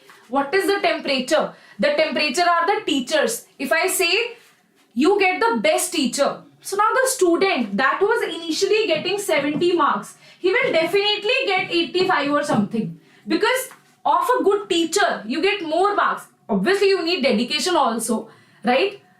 But if the student is very dedicated, that student can jump from 70 to 85 because of the good teacher. Similarly, when the temperature is increased, there is good teacher, the velocity is increased, the kinetic energy is more, right? So the kinetic energy possessed by maximum students, maximum molecules will be more. That means now earlier it was 60 to 90, but now here the range will be from 80 to 95. The range is going to, the most probable range is going to get increased when you have good teacher, right? Okay, so this is how you can understand that, right? Okay, so kinetic energy, the most probable kinetic energy is going to get increased when we increase the temperature, right? Okay, so in that case, the graph that is drawn is this one. Okay, so what you see, above 90, above 95, initially there were just 3 students. But now, when you have good student, when you have good teacher, above 95, there will be more students. That is maybe 6 students are now getting more than 95 marks, right? So that means the maximum kinetic energy possessed by the molecule is going to get increased, right? So their area shows fraction of additional molecules which react with this. Now, ma'am, what is that? What is that? If I say this is the activation energy, if I say this is the activation energy, this is the most probable, and this is the activation energy that you need. Okay, if I say this is the activation energy, if you reach this energy, then you will get reacted with that. Then you will react with the molecules, right? Now, what I say here, if they reach this, student always remember this. This is actually the kinetic energy maxima. That means student always get confused. And now this is the maximum kinetic energy. Now the energy is decreasing. No, bacha. The energy is increasing only. The energy is increasing here. This is the fraction of molecules that is maximum. That means this is the students that are getting marks from 70 to 90%, right? Here there are students that are getting marks. If you get the marks from above 95%, they say you are now the topper. So now let us discuss about the topper. Only the topper is going, I don't believe in all this, but now just to make you understand this, now if you talk about the topper will be that student who will get more marks than activation energy. Now if I define, this is the activation energy. If you get more energy than activation energy, only then you will react with the other molecules, right? Okay, so now if I say this is the activation energy, if I say this is the activation energy of that set, now at temperature T, there are less molecules. If you have a good teacher, there will be more students that will get above 95% marks, right? In that way, more students will react and more students will be in the range of toppers, right? Okay, yes, so relatable. Yeah, so relatable. Understood, bacha? So when temperature increases, the maximum of the curve moves to the higher energy value and the curve broadens out, right? The curve broadens out, the curve broadens out. This is the curve. Now they can ask you the question, which is the more temperature? This is the more temperature, that is T10. Okay, the molecules are almost doubled here. Okay, yes? Any problem, bacha? Here, any problem? Tell me, any problem here? Any problem here? Is this clear? Yes? Yes, bacha, any problem? Now, effect of temperature on rate constant. Increasing the temperature increases the fraction of molecules. Just remember this. A good teacher increases the students who were getting average marks. That means average marks. Now, the marks of 70 to 90. Earlier, the average marks was 70 to 90. Now, the average marks that students are getting is 80 to 95. That means the class is learning something because of good teacher, right? Which collide with the energy is greater than this, right? That means now you have earlier the toppers were above 90. Now your toppers are above 95, right? That means the toppers are increasing in this class because of the good teacher. Okay. So in the curve T plus 10, the area showing the fraction of molecules have energy equal or greater than activation energy gets doubled, leading to doubling in the rate of reaction. Okay, if you have T plus 10 temperature, right, the rate is going to get doubled. Okay, we have already done a simple trick on this. Okay, the question that are asked on this, we have already done that. Yes, students. Now another question that can be asked is this one. Okay, that can be asked is from this formula. You don't need to derive this formula. Okay, you don't need to derive this. Nobody is going to ask you the derivations here. Okay, so log K2 by K1 equals to EA. This is the activation energy. 2.03 R is the gas constant. T2 minus T1, T1, T2. This is the question that is asked to you in the exams. Okay, from this particular formula, they will give you two temperatures, two rate constants. Answer the activation energy. Any of this will be, asked to you in the question, right? Okay, yes. Now, let us see the effect of catalyst. What does a catalyst do? Catalyst decreases the activation energy. If I say what do catalysts do? If I say NTA is making very simple paper for you. So what they will do? They will decrease the cutoff here. I don't know why you get so tensed about the cutoffs and all that. What will happen, ma'am? Cutoff is going to be this or that.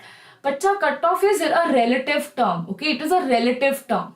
Yes. So you just focus on your exam. You just focus on your preparation.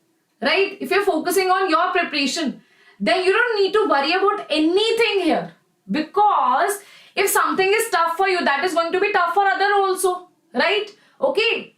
So you don't need to worry about all these things. Okay. If the paper is difficult, very difficult, obviously the cutoff is going to get decreased. Okay. Because here the paper is very difficult. So many of the students will answer it incorrectly. But the students who have prepared really well, they will answer it correctly. Right? Okay. But the percentage is going to be very low. Out of 25 lakhs, not all the students are going to prepare very well. You know that. Okay. Some of the students will just give the exam like, okay, let's give it. You are aware of that reality, right? Okay. So don't worry about those things. So now the activation energy, that means the cutoff is going to get decreased. The cutoff is going to get decreased. That means there will be more molecules that will start reacting. That is the thing for catalyst, right? So what do catalysts do? That is going to decrease the activation energy that is needed for reactant to get converted into product. And the catalyst here I am talking about is a positive catalyst, right? Not inhibitor, not poison. Those are the negative catalysts that decrease the rate of reaction, right? Okay, that decreases the rate of reaction. The catalyst that decreases the rate of reaction, they actually increases the activation energy, right? Okay, so this is the reaction path without catalyst, this is without catalyst, and this is with catalyst, right? Okay, now, yes, bacha, provide alternate pathway, reducing activation energy between this and this, lowering the potential energy barrier, right? Now let us see the properties of catalyst. It does not change the equilibrium constant, always remember, but only help in attaining equilibrium faster. Equilibrium constant is not changed by catalyst, okay? It catalyzes the forward as well as backward reaction, but the overall reaction remains same, right? But is reached earlier, okay? So that equilibrium state remains same, but the rate is see, the forward reaction and the backward reaction rate is increased, but overall reaction is same, okay? The just the increase in the rate, that's it, nothing more. Equilibrium constant has no change, right? The catalyst does not alter Gibbs free energy, right? It does not alter Gibbs free energy of the reaction, very important point. The catalyst of spontaneous reaction, very important, but does not catalyze non-spontaneous reaction where delta G is positive, right? It does not catalyze those reactions, okay? Only the reaction that is happening by itself, right? Now let us see the collision theory. Not very important, not many questions are asked from there, but still be here, okay? I'm going to do some PYQs here, right? Okay, so this is not asked to you so many times, okay? This is just go through this, okay? Just go through the factors that is included, okay? So now what is collision frequency and all that, just go through this, okay? So for example, this is the rate, that is ZAB e raised power minus EA by RT. Now what is this ZAB? This ZAB represents the collision frequency. How many collisions are there, okay? What is the collision? They are saying it just does not depend on the activation energy. This is the factor that is saying that it depends, rate depends on the activation energy, okay? So it has to reach the activation. More is the activation energy, the rate will be slower, okay? Less is the activation energy, the rate will be faster, okay? This e raised power minus EA by RT is saying rate is inversely proportional to the activation energy. But this ZAB means the collisions that are happening, okay? The collision.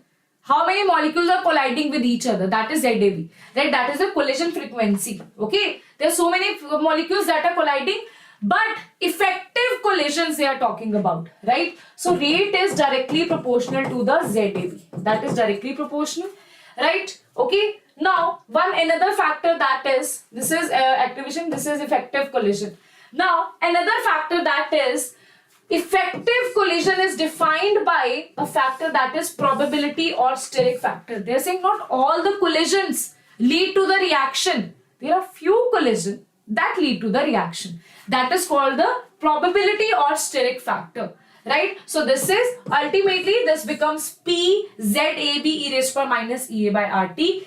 EA is the inverse of rate is inversely proportional to activation energy. ZAB is rate is directly proportional to ZAB. That means the collisions, and P is the probability factor that rate is directly proportional to the effective collisions, right? Okay, bacha. Yes, beta. So let us see this. Okay, they're just giving you one example of this. That here, if we talk about here, there are so many steric hindrance. Okay, if there is more steric hindrance, there will be improper orientation, right? If there is improper orientation, there will be no product. If there is proper orientation, there is going to be product. Okay, it needs to be proper orientation. That is called the probability factor. That there should be effective collisions, right? Okay. So don't worry, question is not asked from this. Okay, just you need to remember the formula. What is the value of P, what is ZAB, and what is e raised to power minus EA by RT. Right? Okay, proper orientation of reactant lead to the bond formation, whereas improper leads to the no product formation. Right? Okay. Now, let us do this. Activation proper in this molecule together determine the criteria of effective collision. We have done that. Now, what is the drawback?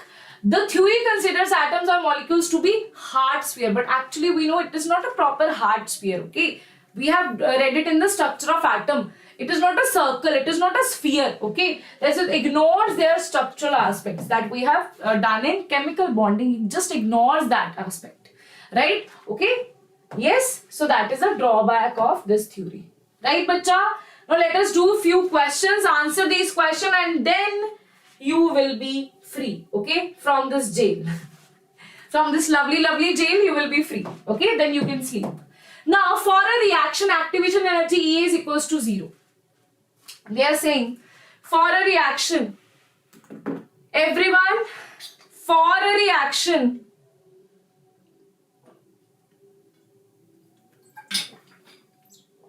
everyone here, for a reaction, activation energy E is equals to 0 and the rate constant at 200 Kelvin is this one. I just talked to you in Hindi. Okay, I'm so sorry. For a reaction, activation energy E is 0, right? Okay, and the rate constant is at 200 Kelvin is this. The rate constant at this will be. The activation energy here is 0, right? Just apply that formula, bachcho. Just apply that formula, you will get the answer. Okay, just apply that formula. Here, bacha, you have EA is equals to 0. That means log K2 by K1 is equals to 0. That means K2 by K1. If log of something is going to be 0, that means that log, we know log of 1, log base to 10 of 1 is 0. Which log base to 10 is 0? Log base to 1 is 0. So that is why this whole term will be equals to 1 and then hence we have K2 is equals to this much. Yes. So the value of K1 and K2 is same. Right, bacha? Okay, that is how activation energy here is 0. Yes, bacha? Complete. Bacha, I have already done that. Okay. This is almost second last chapter that we are doing. Okay. Next, bacha, the addition of catalyst during a chemical reaction alters which of the following quantities? Yes, the addition of catalyst during a chemical reaction alter which of the following quantities? Which quantity is altered here? Catalyst is getting added. What it is doing? It is altering the activation energy. And what is the activation energy? That is EA is addition of catalyst decreases the activation energy, and always when there is no mention of it is a positive or a negative catalyst, that is a positive catalyst. Okay, yes. Next bacha, but I am not able to understand what you're talking. Talk to me in English. Okay, I only understand Hindi or English. Yes. Okay, so now bacha, we have 2020 question, that is the increase in the concentration of reactant of a reaction leads to, same question, the increase in the concentration of the reactants leads to the change in what thing? Change in activation energy, heat of reaction, threshold energy or collision frequency.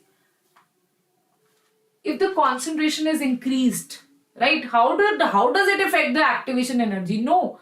How does it affect the heat of a reaction? No. It affects the collisions, effective collisions. So collision frequency is going to get altered here. Right? So answer is going to be D. Right? So answer is going to be D here. Now, NEET 2021 question, everyone. NEET 2021 question. The slope of the Arrhenius plot, that is this, of first order reaction is this one. Okay. So the slope of Arrhenius plot is this one. The value of EA of the reaction. You calculate the value of EA, choose the correct option for your answer. Right? The slope of Arrhenius plot is this. Okay.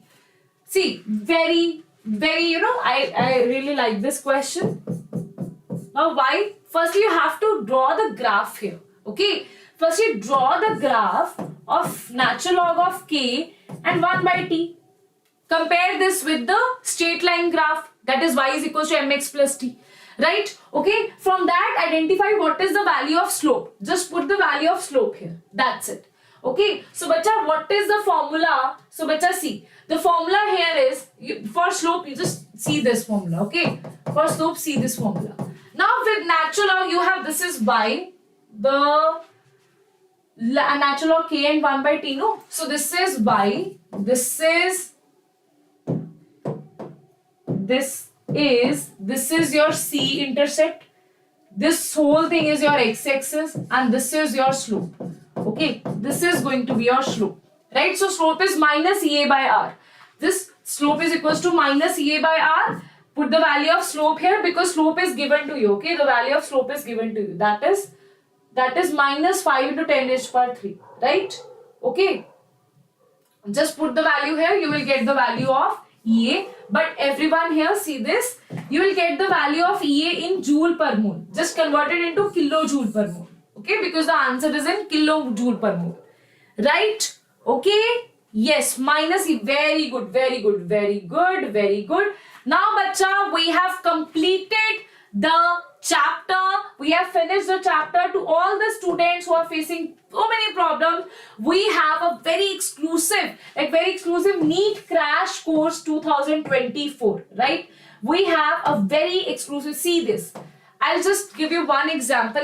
We are giving you this kind of thing for just free of cost. For example, I'm teaching you at 11:55 p.m. Right?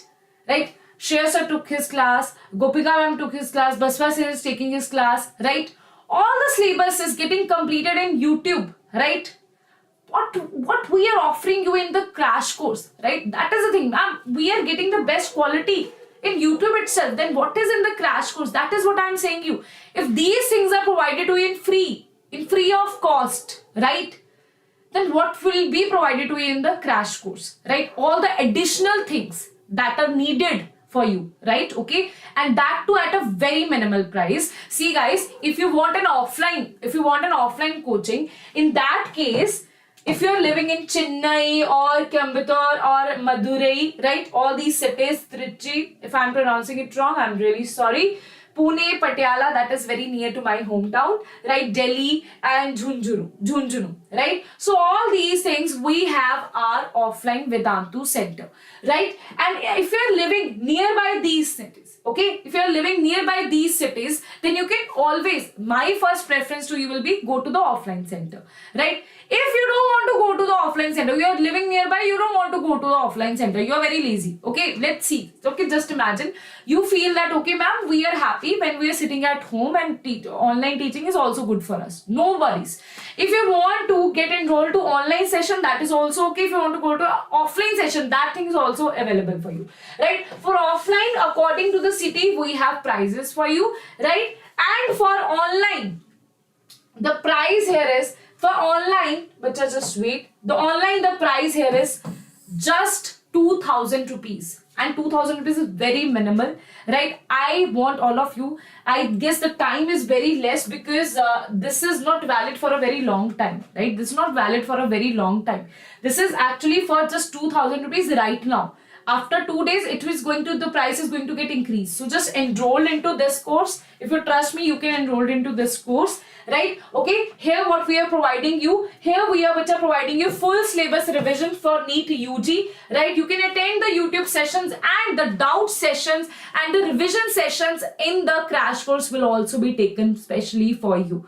You know the value of an online course. What happens is, it's not like you, okay, the seats, it's not like you will not be given the individual attention or all that. Nothing is going to happen in this case, right? Okay, second thing, bacha, that is very, very important for you, 17 all India mock test and 20 practice test, okay? 17 all India mock test.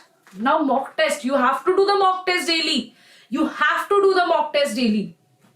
You have to do the test analysis. Solutions will be provided to you, right? This is according to the reduced papers. Improve your year by solving chapter-wise tests and assignments, right? Chapter-wise tests, if you feel that, okay, ma'am, my equilibrium chapter is weak, I need to focus on that. You will be provided, apart from PYQs and NCERT questions that we are already providing you free of cost. Apart from that, assignments will be provided to you, right? Okay, then unlimited anywhere but a Vedantu doubt app, right? Where you can ask the doubts here. As I told you, you can ask the individual doubts as well, right? And Tattva PDF. And I am telling you, this Tattva PDF is like, I have gone through this. This is like brilliant, right? This is very, very informative, just to the point and what you need before the exam, right? So this is summary notes, but this is gem, okay? This is the gem of all the things, right? This thing, the mock test here, the assignments here, the Tattva here. These three things, even if you are attending the YouTube classes, these things are important for you, right? Even if you're attending this, if you feel that okay ma'am, we don't want to get into the classes, we want to do the self study, okay, right, no problem, you need to have these things, okay. So bacha, just go through this, right? And I've already told you the price here. If you're living offline centers, you can go to that. And bacha, one more thing for you. That is Shreyas sir is in Pune, right? Okay. So this is our team, our beautiful, beautiful team, which Shreyas sir is in Pune. So he'll be meeting you at the offline center of Pune. So who all wants to meet him, they can go there.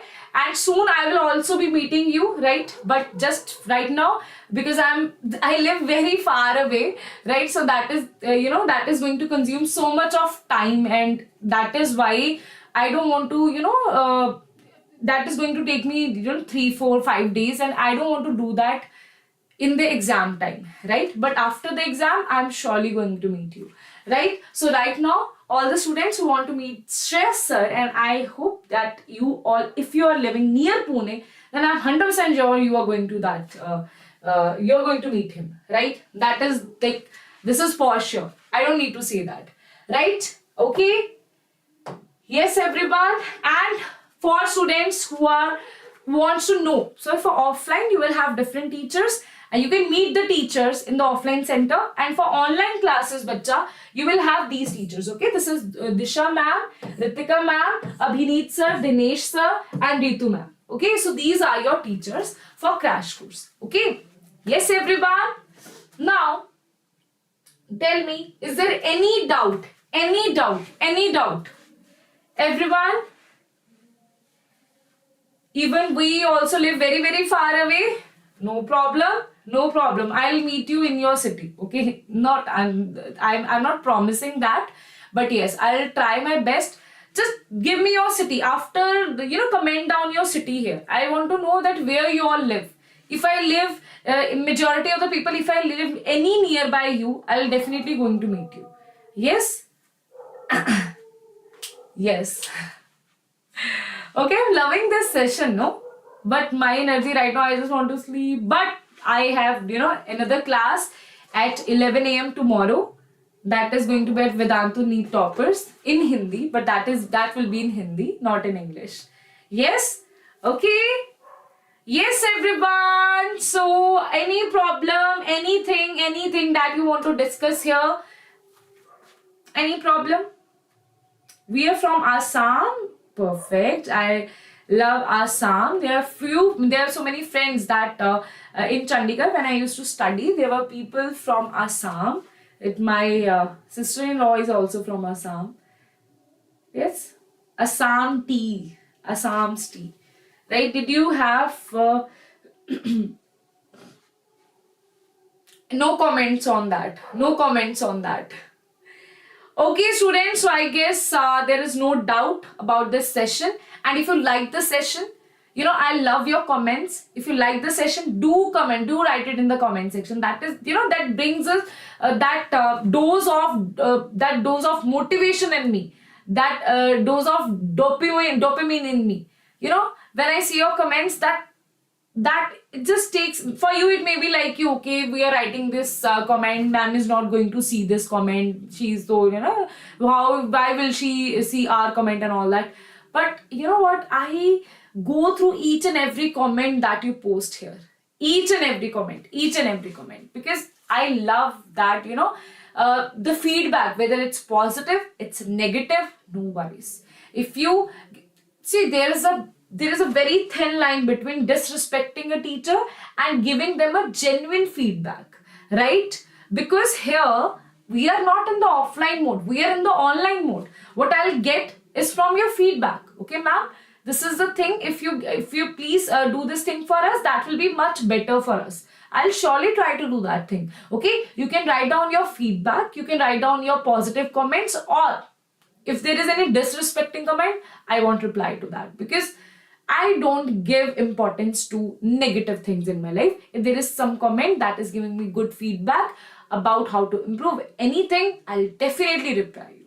Okay? So all the students, do write it in the comment section, whatever you feel for the classes and what are you feeling right now. If there is any kind of messy things that are going in your mind right now because the exam is near, everything that you have in your heart, just write it down in the comment section.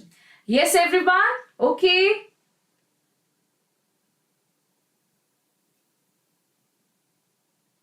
Okay, bacha? Yes. Physical chemistry. Yes, bacha, you can do that. Just go through my lectures. You can definitely do that. Okay? Yes. Yes. No, bacha, I have no idea about Tamil. I am trying to learn that. Please teach me one word. You can teach me. I'm very enthusiastic about learning new things. Yeah. I'm very enthusiastic about it. So you can just write it in the comment section. What is your favorite word? I'll try to learn it. Yes, now I know Malayalam little bit. That is Adipoli, Ellarkum Namaskaram, and Sugamanu. And these are the 3 words that I remember. And in Marathi, I forgot what Shreyas sir used to say. Totally out of my mind. Yes. But I'll have to ask her. I have actually no idea about it. Samuel, I'll definitely ask her. Okay? Yes? Okay. Okay, okay. Vanakkam. Yes. Okay then, bacha. Bye-bye. Take care. Good night. Now even I'm sleeping right now. And I'll see you in the last lecture. In the last chapter. Not the last lecture, the last chapter that will complete your full chemistry. That is going to happen on which day? That is going to happen on Saturday. Okay. This Saturday, bacha, we are going to take redox reactions. We are going to take redox reactions plus electrochemistry. Okay. We are going to, and that will complete your full syllabus of chemistry. Yes, everyone? Okay. Okay then, bye-bye, take care, see you all, write down your beautiful comments in the comment section, bye-bye, take care, see you all on Saturday at 11 a.m. Okay, at 11 a.m. Bye-bye.